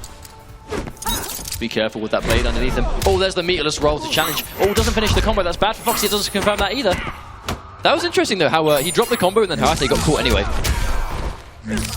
Oh, there's the back one again, and that's pretty much back 1 versus back 1. Oh, there we go. We're going to see a lot of this. Oh, wow, and the stagger as well. I mean, that's it. If you're both playing so patient, you aren't going to be prone to this, the grabs through. Now, that's some tech that Hayate likes going. If he goes for the meaty, late meter burn projectile, it jails into a true block string. That's brilliant. Oh, there's the patience. Only a down 1 punish, though. Could have got more than that. I think he might have been a little bit reluctant to try and go for a more substantial punish in case it didn't work. It isn't going to matter, though. Hayate in full control of the set right now. Good damage, 33%, putting Foxy 50% down already. But we do know how much damage Melina does when she finally lands a hit, but Hayate's blocking immaculate. That wasn't a block, he pressed a button. There we go. Yeah, nice restand, nice chunky 29%. Not as much as we tend to see from Melina, but it's the restand you go for. Absolutely, and they go trading and trading all day. Hayate, I mean, the blade toss is a little bit risky. He is good that he caught the forward 3, but I mean, he's lost the ability to go for the strings. He's going to go for that. More importantly, just to get those Ronin normals back. Wow. Oh, takes the grab. Tries to break and take the grab at the same time. Hayate hasn't got a breaker yet. Oh, when he goes for the burn restand. And he goes in for a 50-50. Foxy with the amazing sequence just to secure that round. That play right there was wonderful. We never really see meter burn grab, but that was no input error. Oh, and the crouch and projectile as well. Hayate forced to burn his bar. Oh, there's the staggered. Foxy looking to be on good form right now. Both players having no meter. Oh, and there's the hit confirm. Now Foxy reminiscently. Oh no, he thought it was a little bit closer to the corner than he was, and that NJP is going to whiff. It isn't going to matter though. Full combo once again. Foxy catching and pressing buttons after that block low poke. Hayate has some bar, but it's going to be comeback city if he can get a touch. But no, does it's going to happen? Is that chip damage? Yes, that is. There was nothing Hayate was going to do about that. Too much chip damage on deck. Game number 1 is going to go to a Foxy Grandpa, but I mean, Hayate, there were definitely signs of life. And he's not out. That was by no means a blowout, and these matches aren't going to be. It's just when you've got players like this, I actually think these guys play very similar to each other. Oh, they do, just play completely different characters, but they try and do like the same things to their opponents. So when these guys clash, that's why you see it go down to the wire so much. Oh, and there we go. Foxy probably not 100% ready for that back 1-2 to connect, but it is going to do nice damage into the restand situation. Oh wow, cheeky grab. I mean, just like that. Foxy has this ability to just kind of snatch your life away, even when you're in the, when you're in the lead. Before you know it, he's got the lead because how much damage Melina does for no meter. Oh, is he going to go for the kill here? Is he going to do enough? Yeah, that's going to. That was a pretty painful punish right there. 50%. All because Foxy got caught without a breaker. Oh no, that was an input error. I think that must have been an input error. Especially in that sort of situation, like why would you ever go for a reflect? Oh, and he goes in for the back 1 to try and challenge it, but the reality is he is plus on hit when she lands that restand. Oh, that's a clean punish. I mean, let's not forget that blade recall is unsafe on block. They're using the patience of their opponent against each other, and they're both doing it. That's why we're seeing so many grabs, we're seeing so many staggers work, and again, Foxy manages to take another round. But again, I mean, look at their meter there. These guys are completely similar and the same. Oh, catches him throwing the blade. Now, the kind of the general stuff that Hayate likes to go for, where he would go for the blade recall, it's like the back 1. It's a bit risky doing that against Melina, because if Melina runs in with the back 1, you kind of risk eating that, you know, getting hit by the somewhat lack of a hurt box on the back 1 that Melina has. Oh, gets the corner. Hayate saving the bar. If he's going to make a comeback, he does need his meter to do it. Does he respect? No, he does. He does respect. A lot of players trying to armor in that situation with jump, but no. Oh, not quite sure what that was. Must have been a mistake. Foxy forced a break. He uses all 3 of his bars there. I think he was just convinced Hayate was going to press a button, but I mean, at that range, no real reason to. All good tech. Keeping him in. Downfield and hit. This could be the start of his pressure. Foxy being patient. Gets out of there. Backdash to keep himself as far away as possible. Not a particularly bad trade there for Hayate. He's going to get the knockdown. Now, you know Foxy's waiting for the recall, and it's going to whip! No. On the single back 1 to go for the unbreakable damage, but it doesn't matter. Here comes Hayate getting the back 2. Oh, wait, is he dead? Is he dead? He might be. He's dead. That's dead. He's killed him. That's gone. Oh! Wow. He's sitting there the whole time because he's waiting for Hayate to go for the meter burn recall. Doesn't happen, and he eats an overhead for his trouble. I mean, that's something you've got to be so careful against against Ronan in general, because like if you get caught and he's got that meter and you haven't got a breaker, you are going to eat a lot of damage. Now, that's the one thing about this matchup, in that although Melina, when she actually lands a back 1-2, does a very respectable amount of damage, everything else doesn't really hurt. It's going to be chipping away at a brick wall, whereas if Ronan catches you, everything's going to be hard knockdown into at least 25%. Oh, catch some pressing buttons. I think Hayate thought he was going to end the string there, but he finished it a little bit. Foxy with a lot of patience. I think he might be waiting for a blade recall again. Oh, and there's the hit confirm. Yeah, again, Hayate's going to save that bar. I mean, we just saw that, right? I mean, the comeback potential of if the opponent has no bar and you have at least 2, that's like 45% minimum on any punish. And that's big if it's a bit of a scramble situation, or if you just need that damage to close it out. Well, if you can turn it into that launcher, you can loop it into itself, provided you've got the bar. And that's like, I mean, Hayate he's being really conservative, because like they both build a lot of bar, but they're not throwing it away unnecessarily. I just love the sheer amount of footsies and patience that both players are showing. It's an absolutely fantastic display of what Mortal Kombat X has evolved into. That's an odd trade, because the damage is kind of similar, but Foxy's stuck in the air, so maybe Hayate can close the space. There's the overhead Hayate trying to break. I don't think he's going to break now. I mean, he tried to break earlier on, but now he's taking a chunk of damage. There's no point. Oh, hang on a minute, what was that? That would have been beautiful on the read. No, he doesn't confirm. Oh no, Hayate just getting chipped out, and he's going to get chipped away bit by bit. Foxy is 1 game away from sending all but Hayate home. Now that was much more of a one-sided match, but I don't get the impression that was like particularly a blowout. But that's what fighting Melina can be like. I mean, sometimes, even if you know the matchup, Melina... Oh no! Whoa! Okay. I feel like Foxy's going, he's obviously still playing patient, but he's going away from this pure defense game and going into the more risky, balls on block and the 50-50s, which are punishable. When you've got the bar, they become a threat. But again, if you guess wrong, you're still going to get punished for it. But as the set is going on, Foxy's opening up to be a little bit more crazy. Always going to try and go for a blade recall. Oh, nice down one. A lot of patience here from Foxy. Oh, and he gets tagged by an overhead. That's going to be a full combo. Keeps him in the corner, smart stuff. Oh, but doesn't get any form of armor break, and that's going to take Foxy Grandpa to match point. That's the matchup knowledge. I mean, if you know how to fight Ronin, you realize that late on in the combo, the 2-1 restand by itself is not particularly plus on hit. It definitely doesn't guarantee anything unless it's done early on. That good pressure. Hayate's going down one out of it clean. Builds some bar. Good box again from Foxy. Hayate. Oh no, a little bit too preemptive. Foxy's just sitting there waiting for it. He's going to punish that completely. We've seen Hayate go for that all day though. He'll down one to make you think like it's your turn to press a button and then go for the armored blade recall. I mean, it's a good play, but Foxy, I think he's wise to it at this point.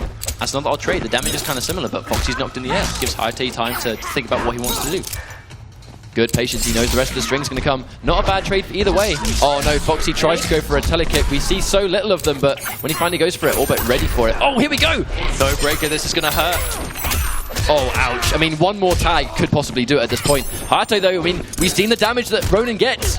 Oh, and he gets hit by the low! Hang on a minute, that's going to be dead! Is he dead again? He's going to spend all 3 bars on this! He's going to spend all 3 bars!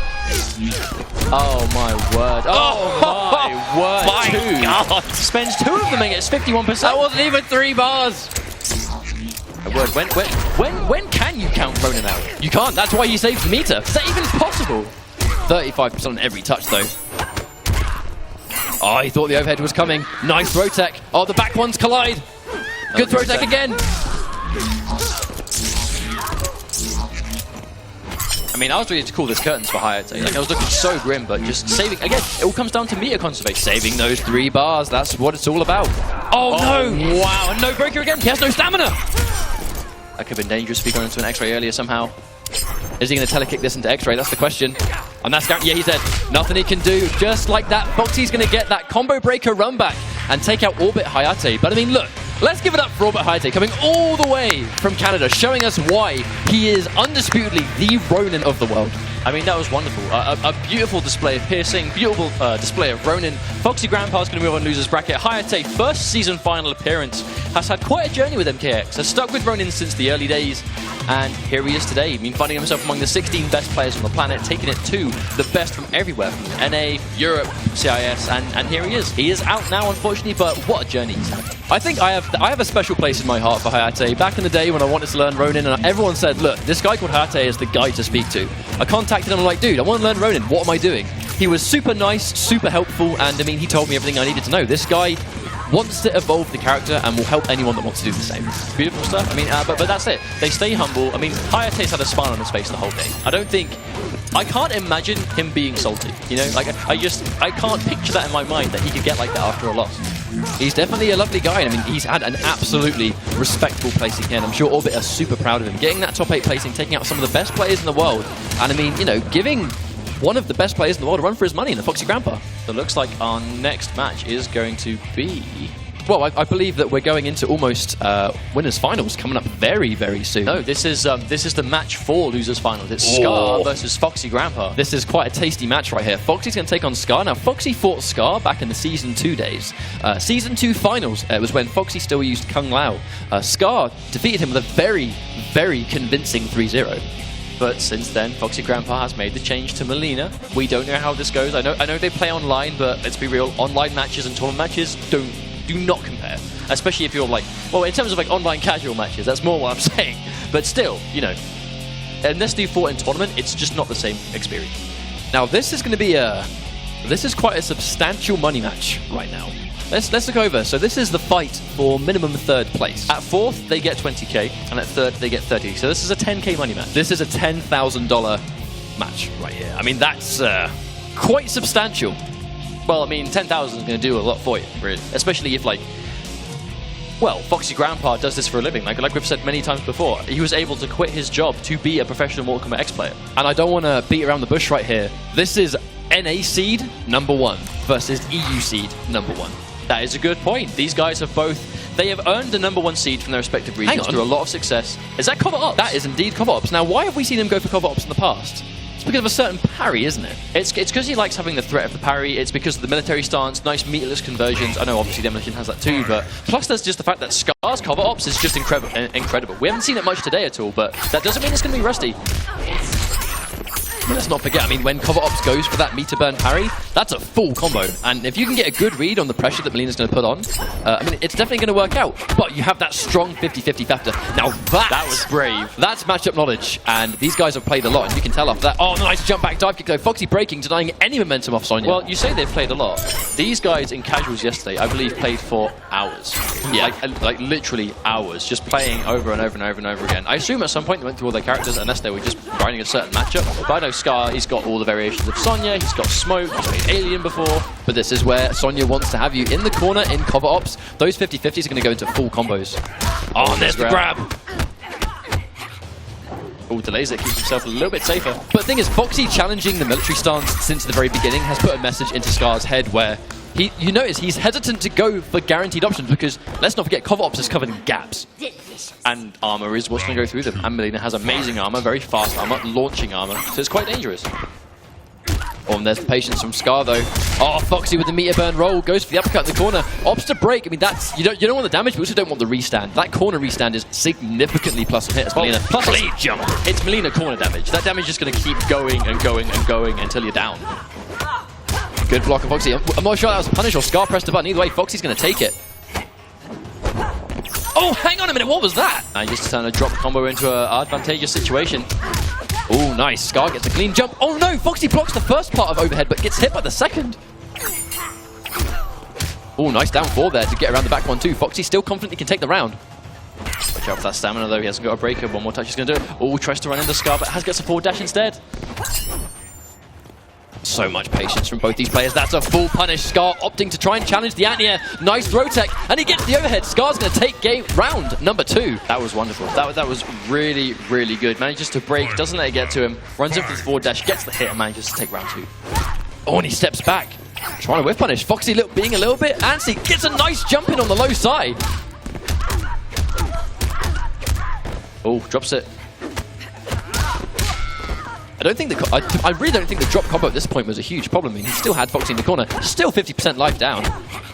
Foxy for once looking pretty starved for meter. This doesn't. We don't normally see this. Oh, there's a full punish. No, it doesn't go in for the roll. Oh, speaking of punishes though, that dive kick, mad unsafe. Back on 2's going to punish that all day. And just like that, Foxy's kind of snatching the life back. Guys, 2 bars, approaching an X-ray. Another good throw tech. So many tech throws this tournament. Oh, and he gets hit anyway! Scar's probably going to take the game on that. Maybe, not quite. Spending the bar, just try and guarantee it. Oh no, Foxy with the dive kick reactions gets the 50-50. Scar hasn't got meter to break! Oh my! Oh, no!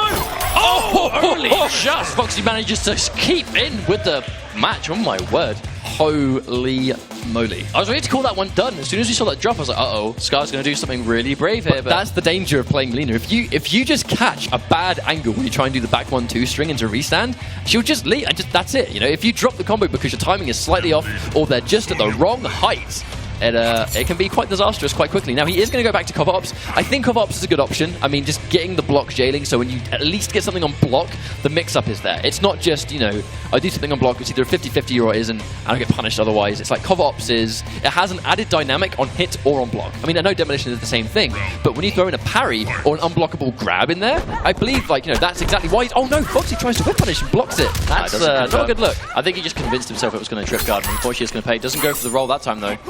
There's a lot of timidness coming here from Foxy. He's not as confident in his decisions into hit confirming. A Scar neutral eject the throw, but unfortunately they're down to a little bit too late. He actually went for the punish, but didn't quite get it. Oh, down 3 is back to back. Foxy again not ready for hit confirm. Scar is going to hit by the grab. Now Sonya is sitting on an X-ray. I mean, how much damage she gets from that? A lot, but I mean, Foxy's got a break there. I don't imagine he'll use it just yet. Otherwise, he's just going to trade 3 bars for 2. Don't whiff. Melina's going to stab you right for that. And a lot of patience. Again, just from that distance, we would normally expect Sonya to go in, but because the Foxy throughout this entire tournament has been so on the money with his meterless rolls, he blocked from basically sweep distance. You never see that from Sonya.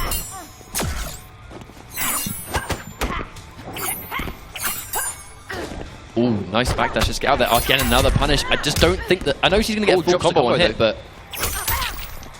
Another non-hit confirm. I mean, that string, deceivingly hard to hit confirm, especially considering it's a very, very fast string, and you have a tiny window to get a special afterwards. In that situation when you know it's guaranteed. But if you mess it up, you're going to be, you know, fully punished against a Cover Ops. Oh no, Scar challenged it. He's going to get hit. That grab might even do it. Magic pixel remaining. Oh, hang on a minute. Is Scar going to make this happen? No, it's going to be difficult now. Oh, wait a minute, what was that? Oh, no. There's only so much. I mean, when you've got no bar, there's only so much. And no stamina, there is only so much you can do. I mean, he got 2 amazing reads, but even then, what has he got to fear? Oh, is he going to go to smoke? We are going to see the smoke. Now, for those that may not know, Scar has a very, very good smoke for the mids. It's just a good character for what you need in this kind of situation. Smoke is a character that is considered to be not bad per se, but definitely not a top character. However, he does have good tools, perhaps for this matchup. We don't know. You know, he's got decent mids. He's got invisibility, gives him that that edge of just invisible 50-50s, right? Like that's never really a bad thing. Nice meatless hit confirmed. The problem is his strings are full of holes, and Melina again is a character that's going to make the most of that.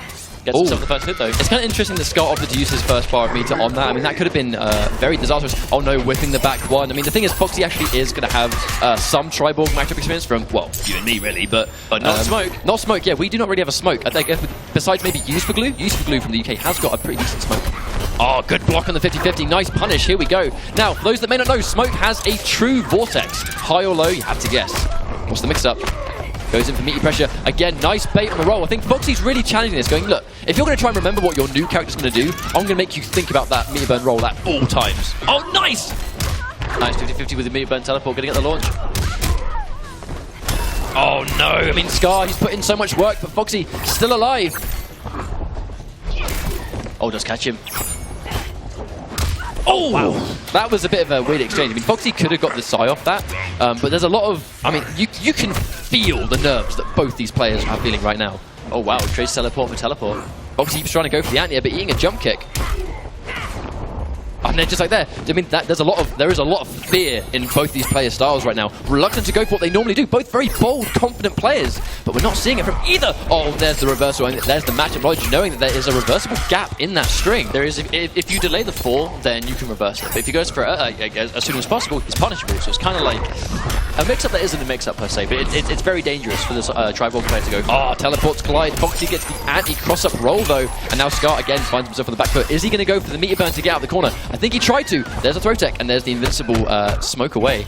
Oh no, that's going to take the round. Match point. Foxy Grandpa 1 round away from securing himself $30,000 and a minimum 3rd place. Scar 3 games and a round to do a full comeback. I mean, it happened to him against CR Dragon, so he's got to do it against Foxy Grandpa right now, or he's going to be going home. Oh, and there's the reversal grab. Scar in the corner. Oh no! Oh, no punish either! Scar lets him get away with it. Oh, and he's getting attacked. Full hit confirm. Has to use the breaker. Smoke doesn't need the meter to mix you. However, it does help.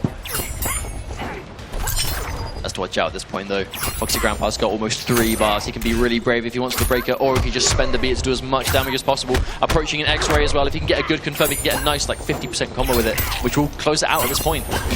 Oh, no, Foxy. Oh, and he opts to go for the low, thinking that Scar's going to go for the overhead. Oh, no! That could be bad for Scar. This is going to be a full restand. Foxy did build the stamina back, so he's going to run cancel into that. Oh, wait, he just got hit by the low. Now, this combo is not going to kill, but the setup afterwards definitely could. Oh, and he gets the low. He's going to take a game off Foxy. I mean, that was Scar's game to lose. He got that one tag, gets the meterless mix-up, and it is going to pay off for him. I mean, change to smoke, it's working. Oh, they went straight into restart match. Both these guys are hungry for that final win. Scar has to win 2 more, but Foxy only has to win 1 more game. Catches it, manages to get not a full combo though, so Scar remains relatively safe. There's the stagger. Oh, and he gets hit. Oh, just that super late roll to get the anti-cross-up. Wonderful stuff.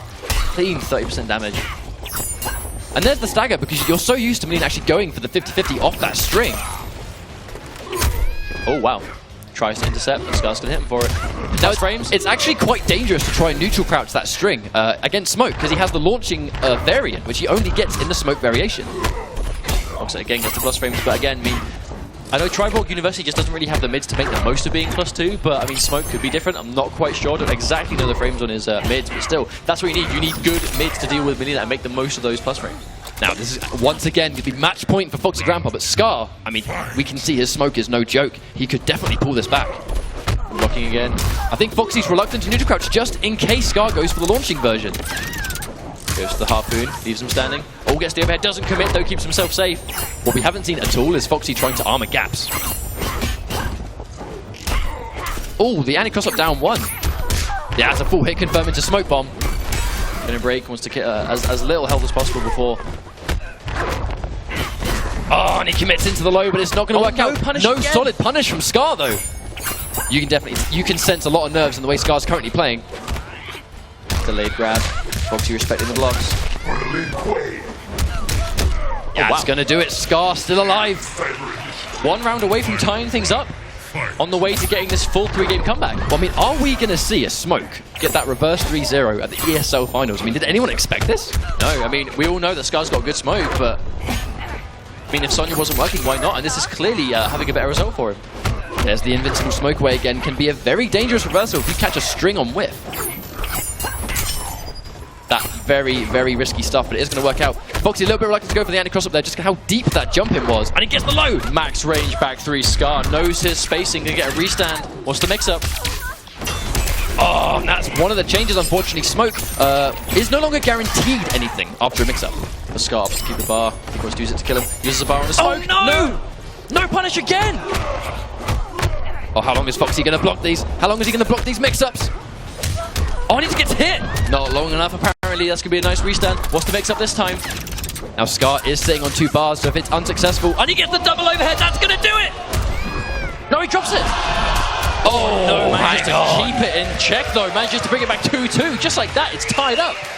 Wow, this switch to smoke. I mean, I did not think we would see this change. Oh, and he gets hit by the low. Hang on a minute, here comes Scar. Oh, the grab wins. Too early. Yeah, does it too early. Doesn't matter, gets the 1-1-1 though. Here we go. Here comes Scar. What's the mix-up?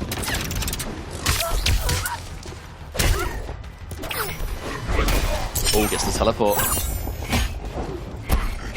Oh, tries to go for the roll, doesn't get it.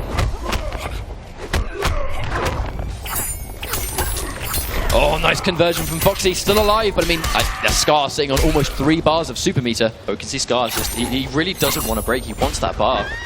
Really good throw tech though, he's always ready to tech those grabs. There could have been, I believe there is a gap there.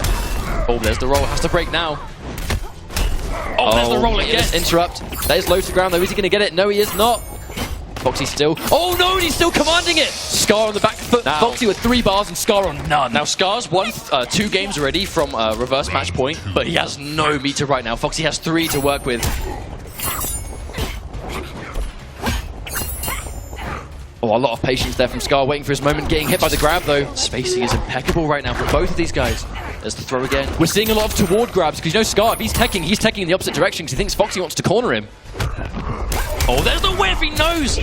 Neutral duck, is Scar going to break? No, he's going to take this. 2 more combos from Foxy's going to win. Oh, maybe 1 if he can get an X-ray confirm. Oh, doesn't go for it. You know that Scar was blocking because he thought the X-ray was going to come. I mean, why not? Oh, blocks it this time! But I mean, Foxy's going to take that risk. He has 3 bars. There's the plus frames. That's him again. Oh, gets the down 3. Scar's going to go all in. If he's going to win, he has to make it count right now. He's going to go. This is going to be complete pressure. He can't afford to sit far away anymore.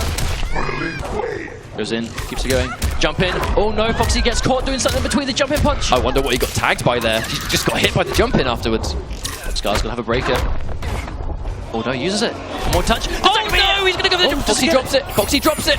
Oh, there we go. Foxy Grandpa 3-2 against PG Scar. Oh my god. But Scar, I mean, kudos to this guy. I mean, an absolutely phenomenal season 3. Just the surprise smoke pick, the tremendous gameplay, the spacing, the combos, everything was just on point, impeccable. Manages to stick himself a nice amount of money. But Foxy Grandpa's going to move on into losers finals where he awaits the loser of CR Dragon and CR Sonic Fox. I don't think anyone expected a smoke pick, and I don't think anyone even expected that smoke to be on the verge of a reverse 3-0 comeback. It was so good though. It was so impeccable. I mean, just look at this. Everything was just optimized, and it was just that little bit of matchup knowledge that we saw from Foxy in the end. The neutral crouching, the rolls in between, the forward 3-4. Everything was there, and Scar had his own taste of matchup knowledge as well. Like, we saw it from both players, and that's exactly what you expect at the World Final. But what we can't, I think, what we have to bring attention to is I think that Scar, he's probably going to kick himself over the amount of punishes that he kind of left on the table.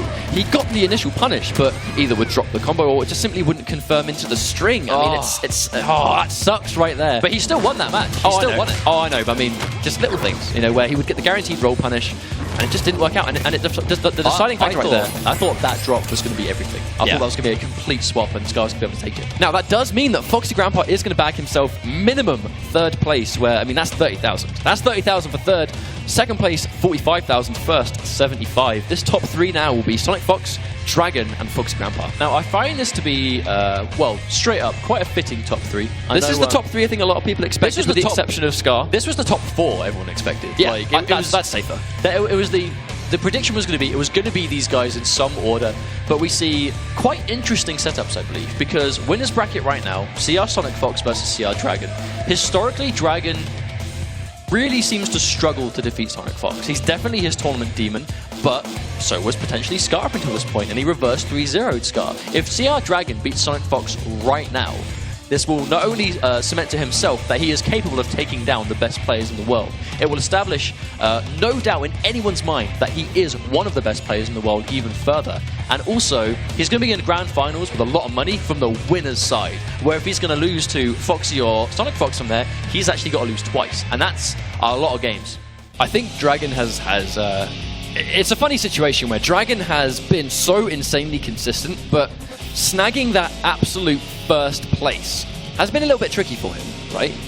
If he's going to win any tournament, it's going to be this tournament. This is the one he wants. Make it the biggest tournament that we've ever had as an MK community. The build-up has been surreal. Season 3, every single top player out there entered this season, and these are the guys left. These are 2 young guys. Dragon is 17. Sonic Fox is 18. Their lives are being changed by 2 sets of Mortal Kombat. Now, what we're about to see is an alien mirror match, but it's going to be Acidic from Sonic Fox and most likely Tarkarton from Dragon. Now, every time these guys play lately, Sonic Fox always makes it an alien mirror. Always. Because he just feels that Acidic does well against Tarkarton, but also it's a bit difficult for Dragon to deal with historically. So we rarely see Sonic Fox bring out Acidic nowadays, but he does it for specific matchups, and this is one of those matchups. Oh, and he's going to go straight into the restand. Dragon is going to challenge, though, with the reversal wreckers. Oh, just like that. I mean, we saw this against Sonic Fox versus Foxy Grandpa. Sonic Fox just no fear. He was a complete nutcase. Tons of mix-ups into armor. Every neutral situation was almost armored reversals that he was just on the money for. The Dragon uses his last bar. Sonic Fox opting not to break. If he gets touched one more time, he's going to have the luxury of keeping himself alive, but we'll have to wait and see what Dragon goes in. That's a delayed anti-air. Is going to do enough? Not quite. Not quite. 10%. But it's Acidic. Yeah, of course. Round number 1 is going to go to Sonic Fox. I'm not quite sure how to call this, though, because Sonic Fox tends to, I mean, just stuff like that. He's so calm and collected, and Dragon just is visibly uncomfortable. I mean, that's actually what we can see almost all the time. And it just even when you block those mix-ups, look how much damage Dragon took by just the acid blood itself. Oh, and just there's 50-50 into 50-50. Well, I'm not going to get tongue twisted saying that, but tons of 50-50s on deck. Is he able to spend the bar? Yes, he is. I mean, every hit from Dragon is going to be a respectable chunk of damage. Oh, Sonic Fox trying to go for the meterless wake-up. It's always quite risky going for meterless wake-ups against, not even Tarkarton, but Alien in general. Oh, and there's that restand. Sonic Fox is going to take game number 1. That seemed kind of like what we almost always see, right? I mean, just a very clean game 1 from Sonic Fox. I mean, he's going in with no fear, right? Like, Dragon's not been on the season final stage before. This is his first appearance. He went in as a very high seed, but Sonic Fox is used to this situation. He's feeling no pressure, I'm sure. And again, they've always secured themselves so much money right now, but only one of these guys can move on into Grand Finals. And you can bet both of them really want to, but right now Sonic Fox has the edge. This is kind of what we see almost all the time. I mean, again, Dragon, he's spending his bar for the reversal, but I'm not sure I agree with that decision, because he is so much health down, and he only had 1 bar, and he spent it. He's now going to go into the next round with 1 bar rather than 2. Again, Sonic Fox takes another round. I mean, again, Acidic doesn't really need me to do much aside from go for the launcher, but I mean, just like that, goes to 50-50 once again. Look at much damage! Look at much damage! Oh my days! Disgusting. Absolutely disgusting. Dragon's going to keep himself building a lot of bar right now. He's going to have to blow a bar if he wants to at least do something to get rid of this life deficit. He's going to have a respectable amount of corner carry, though. Sonic Fox almost near the corner. Has no bar, so I mean, he is going to kind of be a little bit vulnerable too. Nice hit confirm onto the Wreckers, though. Nice. Sonic Fox getting tagged, and Dragon ready for that hit confirm. Well, Fox is going for a lot of meatless wake-ups. I think that's why we're seeing Dragon start to go for these like really meaty multi-hitting strings. Oh, no! That could be enough. No, not enough just yet. But it is acidic. Oh, the zoning itself might even be it. Run into grab, and again, Sonic Fox brutality. I think I've seen that in a couple of movies before. Sonic Fox is a game away from making a 3rd season finals, grand finals in a row. I mean, this guy, that's okay. He's defending champ. He's won this twice already. And here we are, 3 seasons, and he's doing it again. That would be a message to send. I mean, people were doubting this guy, saying, you know, well, look, he hasn't been amazingly successful in the recent tournaments, you know, the online weeklies and Combo Breaker, where he fell quite short. But, I mean, look, this is where it counts. And once again, he's showing us why he is one of, if not the undisputed best player in the world. He's a couple of steps away from being able to prove that. I mean, you know, should the Grand Finals be reset? Maybe not, but right now that's not looking likely. Sonic Fox is just decimating Dragon right now, but Dragon manages to get a little bit of momentum in his favor. Just trying to jump up. I mean, Sonic Fox just doesn't want to block on his wake up. I feel like this is actually just coming down to sheer damage output, though. I mean, like, they both want to do the same thing, whereas Dragon will get the wreckers and the block pressure. The reality is, in general, Acidic is just going to hit like a truck. They both do, but Acidic does it faster. You get the restand, you get the zoning. Every time Sonic Fox hits Dragon, it's a ton of damage on block or hit. It just kind of feels like Dragon is having to work harder in this mirror. That down two. Wow, Sonic Fox match point already. Dragon managed to get something on the go, but just that swift down two from Sonic Fox, just nope, absolute, just back to neutral we go. I'm winning. No meter, but does that even matter at this point? Oh, Sonic Fox tagged Dragon again. You can see Dragon very, very uncomfortable. Uses the reversal, but his reversal is going to bag 6% into restand. Is he going to spend it? He is. Now he's going to have to be careful because he's not going to have a bar of meter for a little while. It's going to take at least one more block string, which Sonic Fox could easily use a reversal on. Another meatless wake up. Dragon sloppy on his meaty timing. But that was nice, using the anti-cross up though, but again, spending his only bar. Oh no, this is bad. Dragon has no meter. Pushed in the corner, one more touch is going to be curtains for him. Blocks it like a good punish, but no bar to get max damage, but at least manages to get himself out of the corner. Dragon's looking to pull this one back. Nice delay, but a good backdash. That's going to be chip damage if I'm correct. That's a little bit more. Not enough, not quite. But no, Sonic Fox going for down two. Clean punish on that by Dragon, paying attention.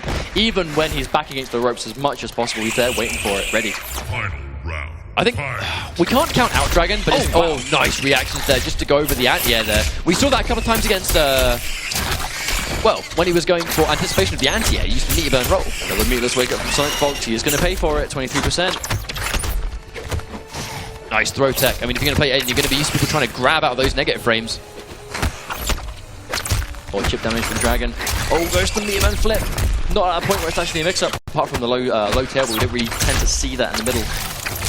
Oh, and there's the acid pool. Is going to increase the damage. Sonic Fox is going to go for that corner repositioning. Hang on, he's going to go. Is he going to go for the restand? He is indeed. That grab could even do it. Oh no, he's still alive by a small amount. Oh, tries to get the interrupt. Sonic Fox manages to secure himself Grand Finals winner's side once again. So that brings us on to another potentially interesting matchup, CR Dragon versus Foxy Grandpa. I do believe this is actually another run back as well from Combo Breaker, where Foxy had to fight Dragon. It was 3-2, and Foxy took that set. Now these guys are going to fight again, but I mean, the mirror match right here looked a bit interesting because it just seemed like, as I said before, I feel like Sonic Fox kind of had to put in a little bit less work in terms of just damage output. I mean, one touch will do the amount of damage into the restands and, you know, the kind of keep away zoning just to kind of keep the other alien at reach. All of that does a chunk every single time. Definitely. I mean, we just see on these replays, Sonic Fox, basically at all points of this set, he was in the lead in some way, shape or form. And a big part of it as well, I think, with the exception of the flip, I mean, meterless, you know? Being able to just kind of do launching strings or just hit confirming into the restand by itself, that's not going to cost you any meter. And then you can spend the meter. That must have been like the absolute edge of that attack. That grab. I mean, we thought that grab by itself was going to do it. I mean, ever so slightly not. It would if it was in the corner. Oh, and a splat. So, what an insane tournament we've had so far. It was basically, as soon as that downfall was blocked, it was just dead. But that is going to bring us on to our losers finals, which is going to be Dragon versus Foxy Grandpa. Now, the last time we saw these guys fight was also at Combo Breaker. Leading up until top 8, Foxy Grandpa had not lost a single match in the tournament. At least, you know, from what we saw pools onwards. Dragon was the first person in the tournament to take some games off him. Again, it was a 3-2 set last round. Super close. Again, this is the place to change that result for Dragon. Foxy Grandpa won it last time. but Foxy Grandpa has not had amazing showings in the season finals up until this point, so he's got a lot to prove. I was about to say, with a strong exception of this tournament. Of course, that's what I mean. Like, Foxy went into this knowing, this is my 3rd season final appearance, but I'm a great player, but I just can't pull it out for the season finals. And here he is, minimum 3rd place. But Dragon at the same time, he also wants to prove himself, you know. He wants to show that he is more than Alien, and he is proving that because he's beating players on fundamentals. Like, it's clearly not just a matchup carrying him. He's just making reads, he's reacting, he's just playing really well. Let's not forget, Dragon's reverse 3-0 against Scar. He was on the back foot unlike anything I've seen in a long time, and he somehow managed to win that set. That does bring it into our losers finals is about to begin. Only one player can move forward. $45,000 for 2nd place, so this is $15,000 separating this result. Oh my word. I don't think the players need to think about that. They need to think about the set that's coming up and not how much is up for stake, because that can affect you big time. Oh, nice. Dragon securing that first hit. And Foxy with the delay. I think just acknowledging, just baiting armored reversals. Speaking of armored reversals, straight in there with Dragon. But if you're trying to block in the face of Takat and wake up to bait that Wrecker, like, it's not 100% punishable all the time. So it's kind of like, is it basically letting him off the ground, or is it showing too much respect? It's kind of like, you have to really toss these things up when you're trying to think about it in the heat of the moment. Now, Foxy is definitely ready for these punishes. He's guessing right on these 50-50s, and he's getting sufficient damage for his guesses. Oh, nice read. I think he might have read potentially a backdash. That's one of the reasons Dragon goes for the stab in the corner. They're trying to either backdash or whatever. I'm going to chase it down. Foxy sitting there pretty on meter right now. Gets the 50-50, forced to break. That was definitely a back one attempt. A standing one comes out. Oh. Oh no, Foxy with the back 1-2 roll. Definitely convinced it's going to connect, but unfortunately it connected on block, not hit. Fully punished. I mean, that's one thing Dragon does so well, is just he's really good at scouting out reversals and just blocking. Oh, tries to go for punish. Again, though, Foxy's a little bit reluctant to confirm into the full combo. I mean, he doesn't seem massively confident in those back ones on hit. It's almost like he's convinced they're not going to connect, and when they finally do, he just gets them by themselves. Wow, that full jumping as well from Dragon. Chunky damage again. Foxy Grandpa breaks. I mean, again, Melina builds fast so often, but still, you don't want to be left with no meteor against Takat. No armor means that Wrecker pressure is so much more dangerous. Oh, and he gets a clean jump in rev. Virgin Foxy Grandpa actually jumping in, and it unfortunately didn't have the stamina to get any form of a run cancel, so the combo is going to drop. Dragon's still alive. I mean, it's going to be quite tricky for him to win that round. Plus some bar as well. Foxy's sitting with nothing right now, but again, he builds it so fast it doesn't matter. At the same time, so does Takat, and so immediate deficit can only mean so much. Oh, and there's the reversal right there. Foxy, a good read on the delayed 2nd hit of that Wrecker pressure. Oh, and he went in for the forward 3. I mean, it bags so much damage on hit, but it takes so long to come out, and players have been challenging that all day. Oh, catches the pressing buttons. No breaker available, though. Oh, he does get the combo. Is Dragon going to challenge? That's the question. Sometimes they do, sometimes they don't. He is going to challenge it. Gets tagged by the low. Oh, that reversal! He has a bar. He might even be able to use that bar to kill. Leave him standing. Get the mix-up. Yes, he is. Play the Wrecker. Oh, that's going to be it. Foxy commits! I mean, look, in that situation when he's got a bar left, it's almost always 100% that Foxy's going to go for the overhead option, and that time, he just called that bluff and didn't. Oh wow, we never see that come out meatlessly. The meat burn version of that special is the one that we see as the launcher. We just never really see the meatless version until, well, I guess now, when they're playing for $45,000. Oh, clean anti-air though on the ball roll from Foxy. One of the best anti-airs in the whole game is the meatless ball roll. Foxy just going to go for that block pressure rather than anything unsafe. No reason to overcommit. Dragon is going to spend that bar just to get damage on the table and corner carry. He's still sitting on 2 though, so if he gets hit by one thing, still got that breaker available. Oh, hit by the overhead. There we go, Foxy. Now, because he just got the breaker out, I was just about to say, because he got the breaker out of Foxy, now we can spend that meter to kill. I think his post-breaker, like Alien just has the back 3, is such a threat from that range, because you can't run in and you can't backdash, so you kind of like, you have to respect it. Oh, there's the low. I mean, he better, and there we go, that's going to do it! Yeah, oh, wow. Guaranteed right there. Now, I mean, that was risky. I mean, if Foxy actually blocked that low tail grab, that would have been the round. Dragon is not afraid to take these risks. Oh, and he tried to anti-air roll, but Alien has a roll of his own. No meter to get big damage off this, though. Oh, and there's the delay. Foxy, again, sort of, I know that you know that I know situation. That was a weird jump. I don't think I've even seen that early one. What a weird. Oh, clean jump in. I think post-breaker is when we tend to see Foxy go for that, because you're not going to break that. So meatless 35% off the breaker if you don't have the stamina after it. Foxy's going to take that down 1 hit just to get those plus frames. Oh, and there's the reversal. I don't think Foxy's going to build sufficient meter in time to break this. Is that death? Yeah. No, not quite. But he's going to trade it, you know? He's going to get the guaranteed damage on knockdown. Both rounds ended that way. He got knocked down with like a % of health left, and Dragon's just ready with the meter to just get that chip damage. Oh, good block from Foxy and a nice punish. First hit as well. Meter is 33% confirmed, but 2 bars to sit on. Oh, and that's one thing about Alien. Kind of hard to kind of play that keep away game with a character with jump distance limbs. Wow. Got blocks the overhead. Oh, tries to interrupt. I believe that might have been a meterless roll attempt. Foxy's going to wait for him to. Yep, Foxy's going to wait for him to spend the meter before breaking. Oh, fumbled input on the ball roll there for the clean anti-air, and he gets it down 4. And that must suck when you make the read on anti-air against a character that has really good jump ins and you don't get the full combo. That's got to suck. That's a really nice counter poke there from Foxy, though, taking round 1 of game number 3. Fight. He's just trying to play the absolute full screen game. I mean, the reality is, Alien has so much range that can cancel into those records. It's kind of tricky. Oh, nice, acknowledging those negative frames, going in for the grab. Well, should you block the straight stab after records? They're being done to read a backdash or to read something else, but should you block them, you're in a really good situation, which you normally aren't on block after the records. Oh, and Foxy, for the first time, we see the wake-up meter burn bull roll. It's going to work. That must mean... Foxy, like I said, Foxy tends to save that stuff until later on in the set. Oh, just goes in for the grab by itself. I think Dragon's either waiting for the down 1. Oh no! Oh, hang on, wait! I was about to say he's going to go in for the roll. He thinks it's whiff punishing. Foxy special, man. Block the back 1 too, but get hit by the roll. That all day, that's going to be a great trade for Foxy.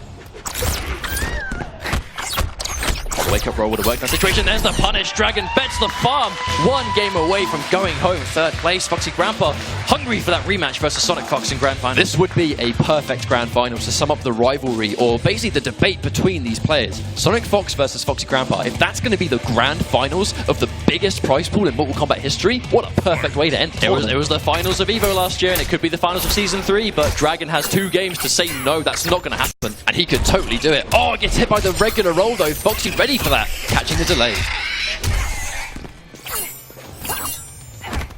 Oh, not getting caught taking grabs. Seems a little bit on the defensive right now.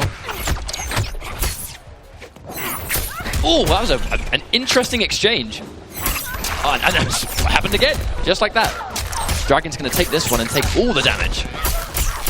Nice, 39%. That's going to hurt. Foxy Grandpa almost approaching a break, but doesn't quite have it yet. Does get hit by the wrecker. Dragon's not ready to confirm it. I just don't think he thought under any circumstances that was going to connect. Foxy's blocks on those initial hits are proving to be really, really strong. I mean, that exchange, I think in that situation, he's just waiting to see if Dragon overhead flips. Fight. And just right there, he's just sitting there blocking, waiting for his moment to reversal the gaps. Because he knows they're going to come. Dragon is just being read like a book right now. Oh, speaking of which, Dragon reading the flip, but doesn't punish it. I mean, letting Melina get away with a roll unpunished, like, that's dangerous. That's really dangerous. I mean, it's like not punishing Kung Lao spin or something. Such a crucial reversal. You need to make sure you're punishing that every single given opportunity. Dragon's so good for taking this game, though. Oh, but there's the ball roll as well. And he's not going to break. No, Foxy drops it. Oh, and he blocks right on the 50-50. Really good guess there from Dragon. He's going to take that. Foxy has to break that. Gets to run into back 1. That was a cheeky back 1 if I've ever seen one. Oh, wait a minute. Oh no, gets a 50-50. Oh, and he gets the meaty pressure. There we go. Dragon's going to tie it up 2-2. Now that's a heartbreaking finish because he anti-aired that flip, but the flip collided. I mean, that's a flip meeting roll, I guess. It almost looked like it connected. It almost looked like it connected, but it just got splattered anyway. So looks like the set's going to go down to the wire once again. 2-2 at the moment. This is a very important final game. The winner of this is going to move on to Grand Finals, where second place minimum $45,000. Outside again. Oh, too patient if anything, but again keeps himself safe at the very least. Even if you don't punish, as long as you're getting punished yourself, it's not too bad. Foxy's going in with the staggers once again. Oh, and he gets hit by the down 3. Nice challenge from Dragon. There's 50-50 special. Foxy looking really good right now. Dragon's going to build a bar, but I'm not convinced if he gets tagged again, he's going to spend it on Breaker. Oh, and again, so that's going to be quite dangerous for Foxy to try and sort of remember. It's going to, do you try and anti-air Alien, or do you get hit by the roll? Match point, Foxy Grandpa. 1 round away from Grand Finals. Dragon has 1 more round to stop him. Breaks early, keeps himself with as much life as possible, otherwise this comeback is going to be really difficult. playing field is very even right now. Foxy sitting on 2 bars, but Mean Dragon, if he just catches him first of all, getting that breaker out, he's going to be in a much better situation. Oh, but once again, Foxy's not going to get tagged there. And again, Foxy a little bit reluctant to go for the anti-cross-up right there. I mean, he's been hit by quite a few rolls. Oh, speaking of rolls, nice bait from Dragon. It's just Dragon's patience. Oh, but no, just like that jumps in with no stamina. A full 35% again. No, not quite, but 30 alone. Still going to hurt. Oh no, Dragon, he's a little bit on the back foot, but he's going to get tagged by that jump distance, 50-50. Here we go. There's the knockdown. Foxy has a bar. Oh, he's hit by it again. Is he going to spend the bar? He is. He has to make this count right here, right now. Foxy is 1 touch away from taking this. If he gets any hit at this point, it confirms it. Hit by the overhead. Oh no! Foxy calls the bluff. Here we go. And Foxy takes out Dragon. Foxy manages to mag himself into Grand Finals with a fatality finish. What a fitting end to Season 3. Foxy Grandpa from the loser's side. CR Sonic Fox PXP is looking to take the scalps from the CR members today. Foxy has taken out every top player in America but Sonic Fox. There is 1 player left to take on. 1 more. He's taken out everybody else. But there is this constant discussion. Who's better? Foxy Grandpa or Sonic Fox? They're about to play in Grand Finals for a minimum of $45,000. We're taking home $75,000. This is no longer about region. This is long past that point. This is Sonic Fox has conquered international competition. He has conquered Canada. He has conquered North America. Everyone Sonic Fox has fought, he has defeated. Foxy Grandpa in the exact same nation. He has defeated EU. He has defeated Russia. He has defeated a lot of North America. He has defeated Canada. These players are the only 2 left standing. They are by far the 2 most dominant players in our community today. And they're about to play for the biggest sum of money we have ever seen in Mortal Kombat X. I think you could say this is probably the most exciting Mortal Kombat X set in history we're about to watch. History is about to be made right now. Let's not beat around the bush. Absolutely. I mean, I can't wait to see it. Absolutely. But before we do, we're going to have 1 final word from our hosts, Josh and Brian. Thank you very much, gentlemen. First of all, a huge congratulations to Critical Reactions Dragon, making it all the way to 3rd place. Definitely, yeah. Taking home $30,000. Yeah. You did okay today. I think you did okay. 17 years old with $30K. Mom and Dad better be careful. Yeah. That's a lot of money. I probably would have squandered it if I was 17 and I just made 30K. Put half in the bank, buddy. Half in the bank. Okay, folks. This alien play coming from CR Dragon and now Sonic Fox has been impeccable so far. But we have Foxy Grandpa with that Melina who's ready to take on the 2-time reigning champion of the Pro League, Sonic Fox. A lot of people had some foresight thinking this is going to be the finals and it's going to be the USA versus the UK. Yeah, I mean, well, it's going to be tough for Foxy. Obviously, Fox is who sent him to losers. They played each other in the Grand Finals at EVO. Foxy has not been able to defeat him, so hopefully he's been able to download Fox a little bit, make some adjustments, and he can bring it in the Grand Finals. This is where it matters. Yeah. This is where it matters. A $30,000 money match is on the line. We have our correspondent standing by, giving us a lot of great behind-the-scenes footage of today's event. Jennifer, how's it going over there? It's going good, Josh. Thank you. Red, what do you think? You know what? If you want to recap on any of the information from today, you can follow us on Twitter at ESL Mortal Kombat. If you're going to tweet at us, make sure you use the hashtag MKXProLeague so we can find your tweets. If you don't follow Jen and I on Twitter already, make sure you do, because we got some great behind-the-scenes looks at the after party coming at you later tonight. That's right. You can also follow on Facebook.com/ESL Mortal Kombat. And to rewatch any of the awesome matches that you saw today, you can head over to YouTube.com/ESL TV. Watch them over and over again. Root for your favorite players. Josh, back to you. All right, thank you very much, Brad and Jennifer. Those VODs are going to be available first on Twitch.tv, and then tomorrow they will be available on YouTube. Every single match, all of the interviews, every single moment, and that exclusive Injustice 2 gameplay reveal is available right now on Twitter. All you have to do is follow at ESL Mortal Kombat. Brian, we're only 1 match away from crowning a champion. The hype is palpable. Could you imagine that we'd be standing here in this moment a year from now when we started the Pro League? Oh, man. Not in a million years. I mean, obviously, I come from the community. Shout out to EGP and SoCal. I never thought this would ever happen to Mortal Kombat. It really is a dream come true, not only for me, but for the entire community as a whole. Worldwide, man. We had 10 countries here tonight. That's crazy. Like, it's so exciting. Also, give a huge shout out to the fighting game community and also Rick the Hadoo for running Combo Breaker, a phenomenal event that allowed Perfect Legend to come here. So let's give a huge round of applause to all the grassroots events that continue. Definitely. The lifeblood of the FGC. I want everybody right now to get on their devices, get on Twitter, get on Facebook, and use that hashtag MKX Pro League, because when we come back, we make history. We crown a champion. It's the USA versus the UK in a $30,000 money match when we come back.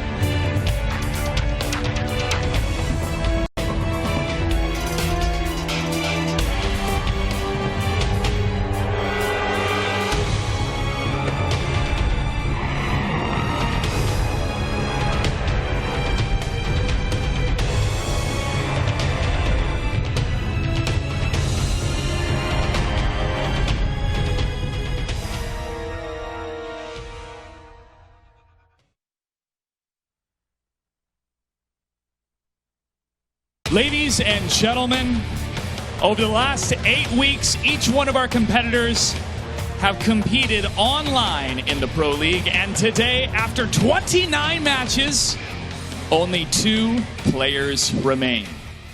First place prize is $75,000 and the coveted championship belt. So to everybody watching around the world and to every single fan here of Mortal Kombat, are you ready? Then let's welcome our challenger, a Foxy Grandpa.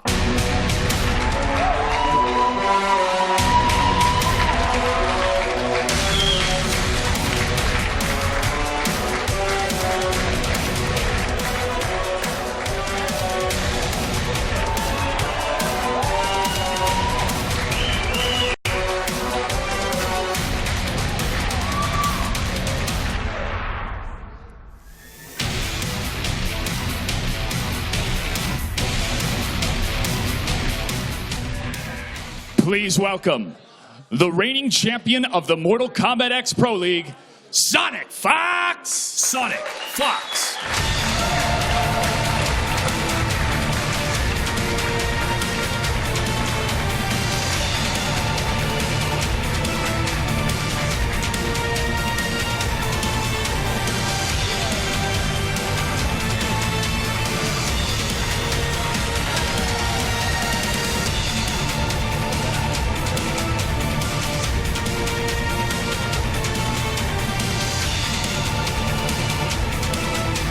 Commentators, take it away. I hope Sonic Fox loses so hard. Like, just so hard. You know what? He deserves every single win that he gets. He is such an incredible player. There's a reason why he is the 3-peat champion, and what an incredible match this has come down to. Sonic Fox versus Foxy Grandpa, the 2 most dominant forces of each of the leagues. I feel like there isn't really a much more fitting match than this. 2 Foxes, 1 arena. One of them's going to come out bloody. One of them's going to come out alive, you know what I'm saying? But someone did ask me in the back, they're like, with Dragon and Foxy, who do you think has the best chance of taking out Fox? And honestly, I think it is a Foxy Grandpa. The way he adapts, the way that he controls the space, and the mastery he has of his character, I really do think if there's ever going to be a player in the history that not only beats Sonic Fox, but is able to beat him in a 1st to 5, which is, by the way, this is a best of 9. Yes, he has to beat Fox 10 games. He does, and that's going to be tough, especially considering they've already played in this tournament. But we'll see if Foxy has any adaptations. I'm sure he does. That's the type of player he is. Right, but like I was saying, if there's a player that can do it, it's a Foxy Grandpa. It is, and the characters are selected. Are you guys ready for Grand Finals? All right, let me hear it for Fox and Foxy Grandpa. Let's go! Let's go, Foxy! Fox! No, I'm just kidding. Don't do that. Don't do that.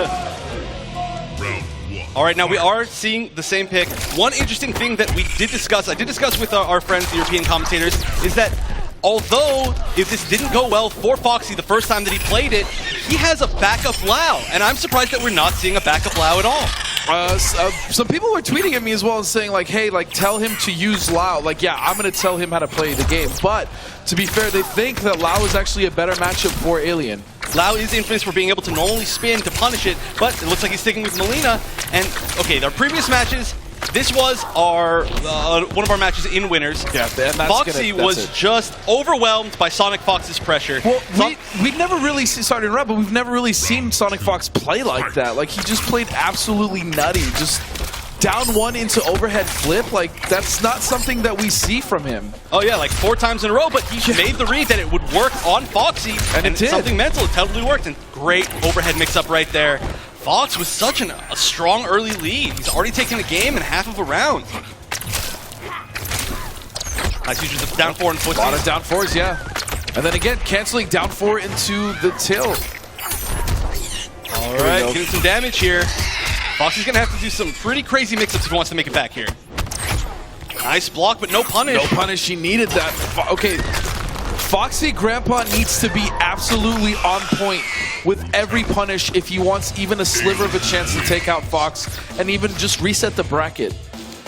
And, of course, this is Grand Finals. The winner of this will receive $75,000. Second place is still getting $45,000, but that's $30,000. This is a $30,000 money match, essentially. Absolutely, but it's stacked in one person's favor right now with Foxy being It really the loser. is, and still stuck in the corner, going for relentless pressure, but finally Foxy finds his way out, and he has to keep him here. He gets a back 1-2 guaranteed.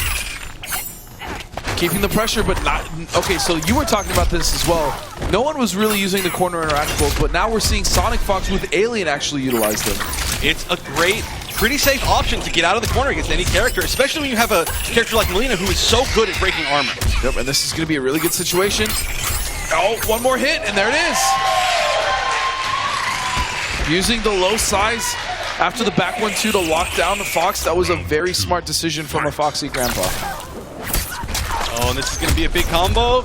Sonic Fox going for the full meter combo. Oh, but he drops nice it! Roll! Beautiful punish. All right, what's he going to do after the restand? Nice, just waiting for the interactable, but no punish on it.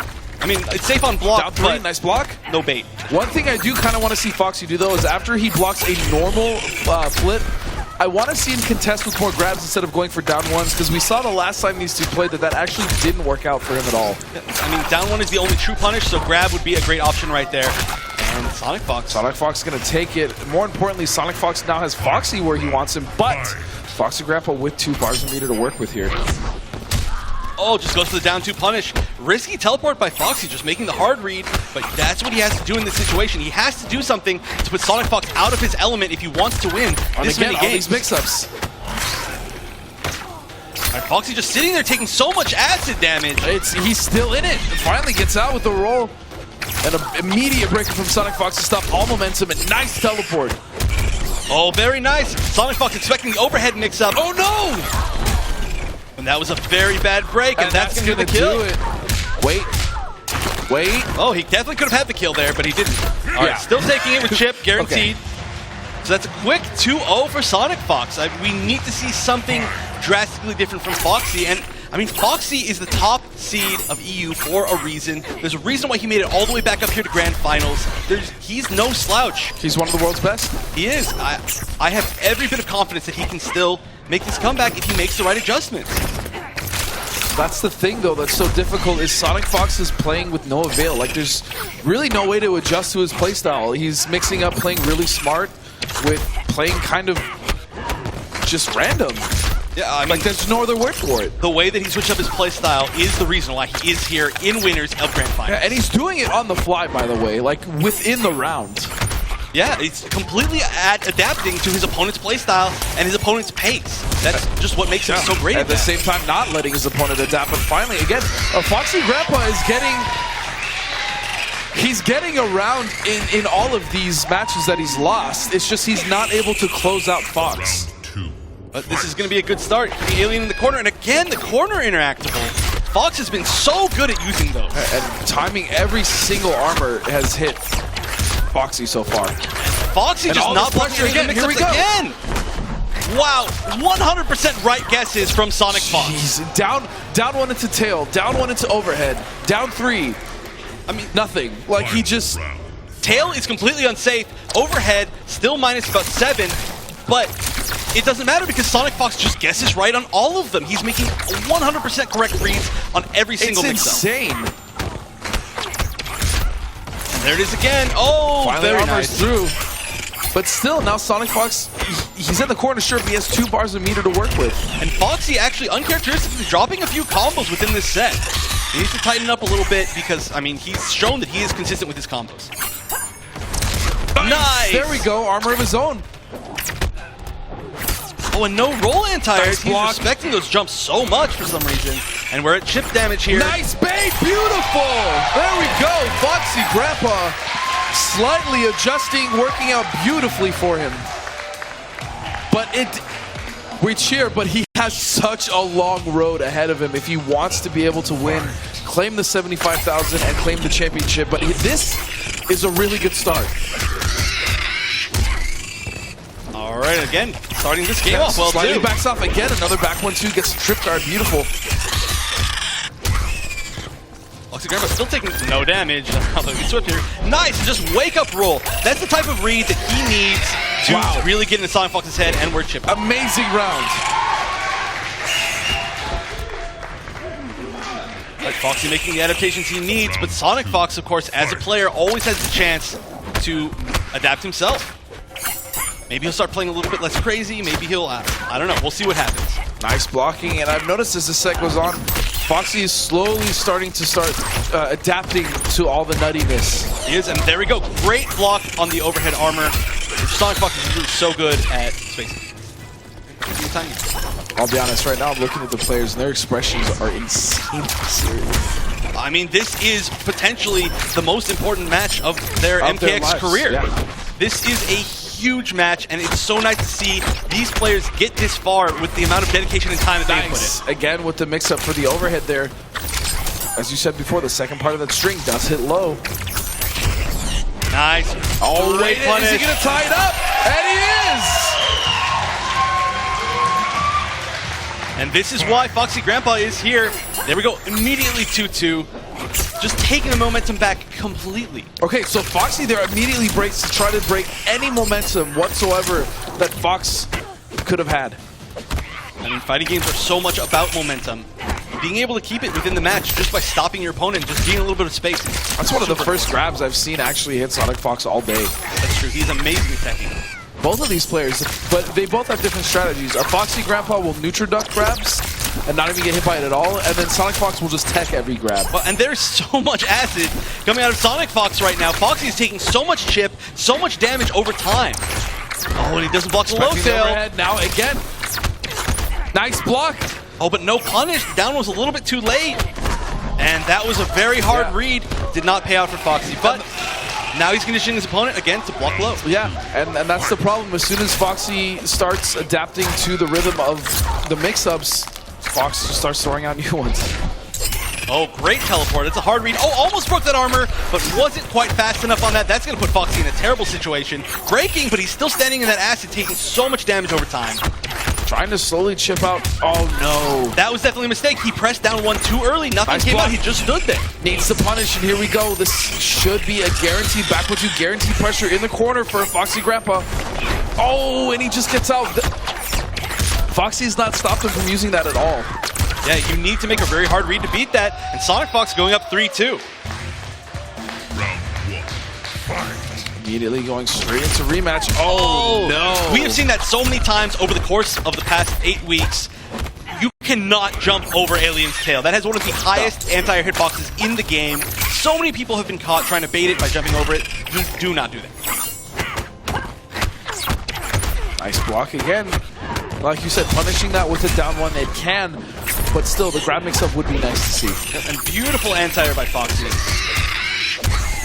Putting Sonic Fox in the place that he wants him. Oh, and now, wow, complete run-up throw. That is showing how much Foxy is respecting Sonic Fox right now. Nice. Using that down forward, great in footsies, and oh, hard knockdown.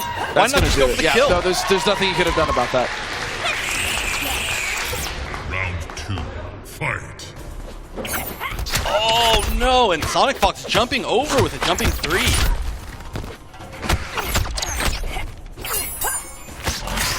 Okay, still fighting on the left side, and there we go. That's going to be a punish.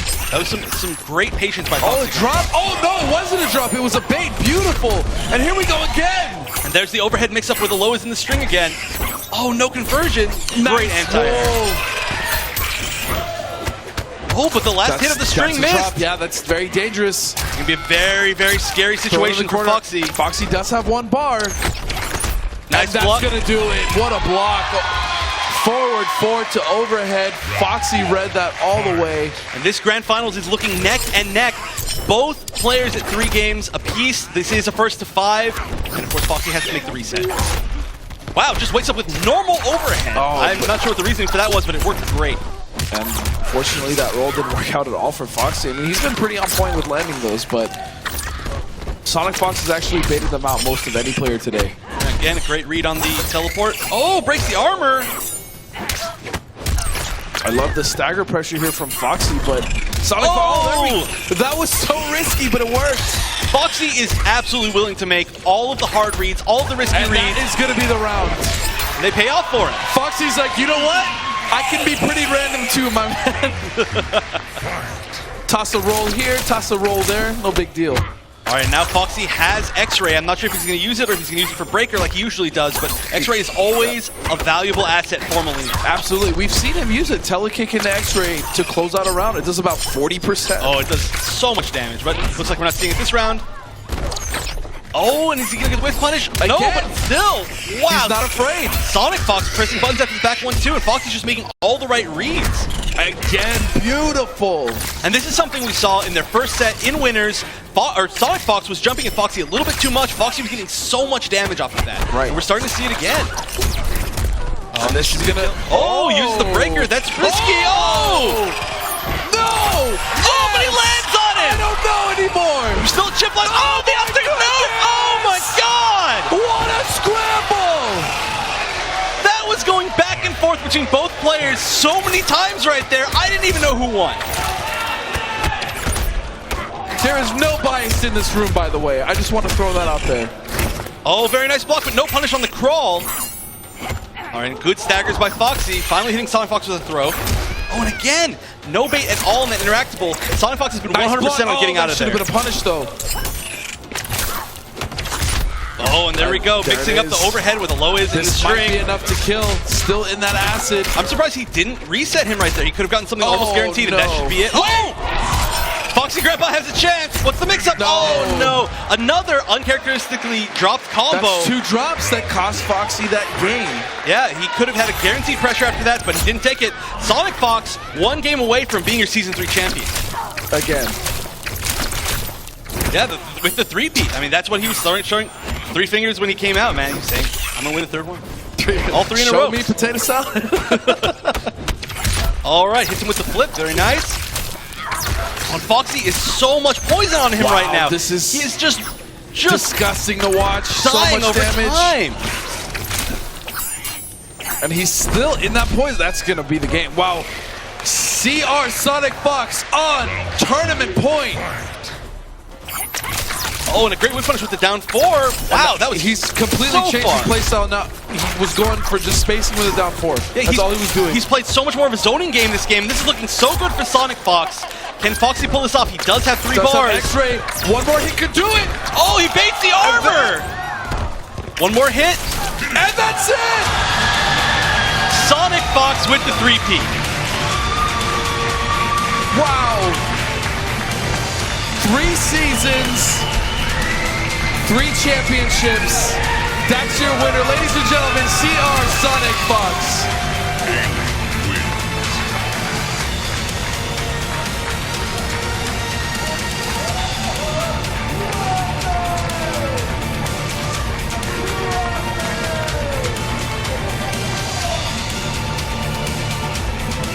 Okay. Sonic Fox, I don't know how you keep doing this.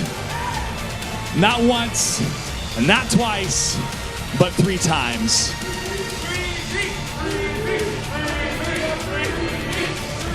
First of all, during this season, this was the first time that you were not the #1 seed. Did it feel more difficult to make it to this moment right now, or did you have it in the bag the entire time? I actually had it in the bag the entire time, so let me explain. So I think it was out of pure luck that I got the 2nd seed, because looking at the 1st and 3rd seed, there were a lot of major threats like Scar, Dragon, and like Hayate all on the other side that took me out easily. However, me getting the 2nd seed was actually to my benefit, because all I had was Foxy that like I was scared of on my side. I'm sorry, that's how I felt. And I felt like I can go 50-50 with Foxy and beat him, and we are. All right, Foxy Grandpa, this impeccable play coming from you, representing the UK, and now taking home $45,000. I'm sure you and your team and the rest of the Europeans are very proud of you. What was the question again? I'm sure everybody's very, very proud of you. Oh yeah, maybe, probably are. I should have beaten this fool, but whatever. That's all right. I know you like that up 3 on your teleport. All right, well, gentlemen, from the inception of the Fatal 8 all the way to Season 3, we have seen some of the biggest and best moments when it comes to fighting games with especially Mortal Kombat X. What would you like to say to NetherRealm and ESL who made all of this possible? I just want to say thank you so much, NetherRealm. Like, this game is OD no matter how much people complain about the game. I love Ed, who like made this amazing game for Mortal Kombat X, even though people keep complaining about Alien. Yeah, you can hold that. And yeah, like, thanks so much. Like, I love this game so much. I love the community and hope to see some more, you know? All right, and finally, Sonic Fox, what would you like to say to all of your fans and to everybody that is going to continue to support you in your career? So I want to first give a shout out, first of all, to everybody coming out here. I mean, yeah, like, guys came, made this event happen. And shout out to, obviously, NetherRealm, you know, making this whole thing happen. The ESL staff for being so kind and, you know, not making me starve. Mike Z up there in the crowd. Actually, I love him. He was, like, here with me. He's covering up. He was here with me, the whole crowd. My brother and cousin and his friend, Trey, all over there. You know, shout outs to you guys for coming out and supporting me. My family back at home, obviously the furries. Skullgirls community, you know, hold up. I had something in my pocket. I might have dropped it. Where is it? It's on the chair. It's on the chair. Your team's got you. There it is. I actually had Swords of Revealing Light card that I don't know where I put it. Yes. We'll find it later. We'll find it later. All right, ladies and gentlemen, give it up for our runner-up one more time, a Foxy Grandpa. And let's hear it for your 3-time Mortal Kombat X Pro League champion, CR Sonic Fox.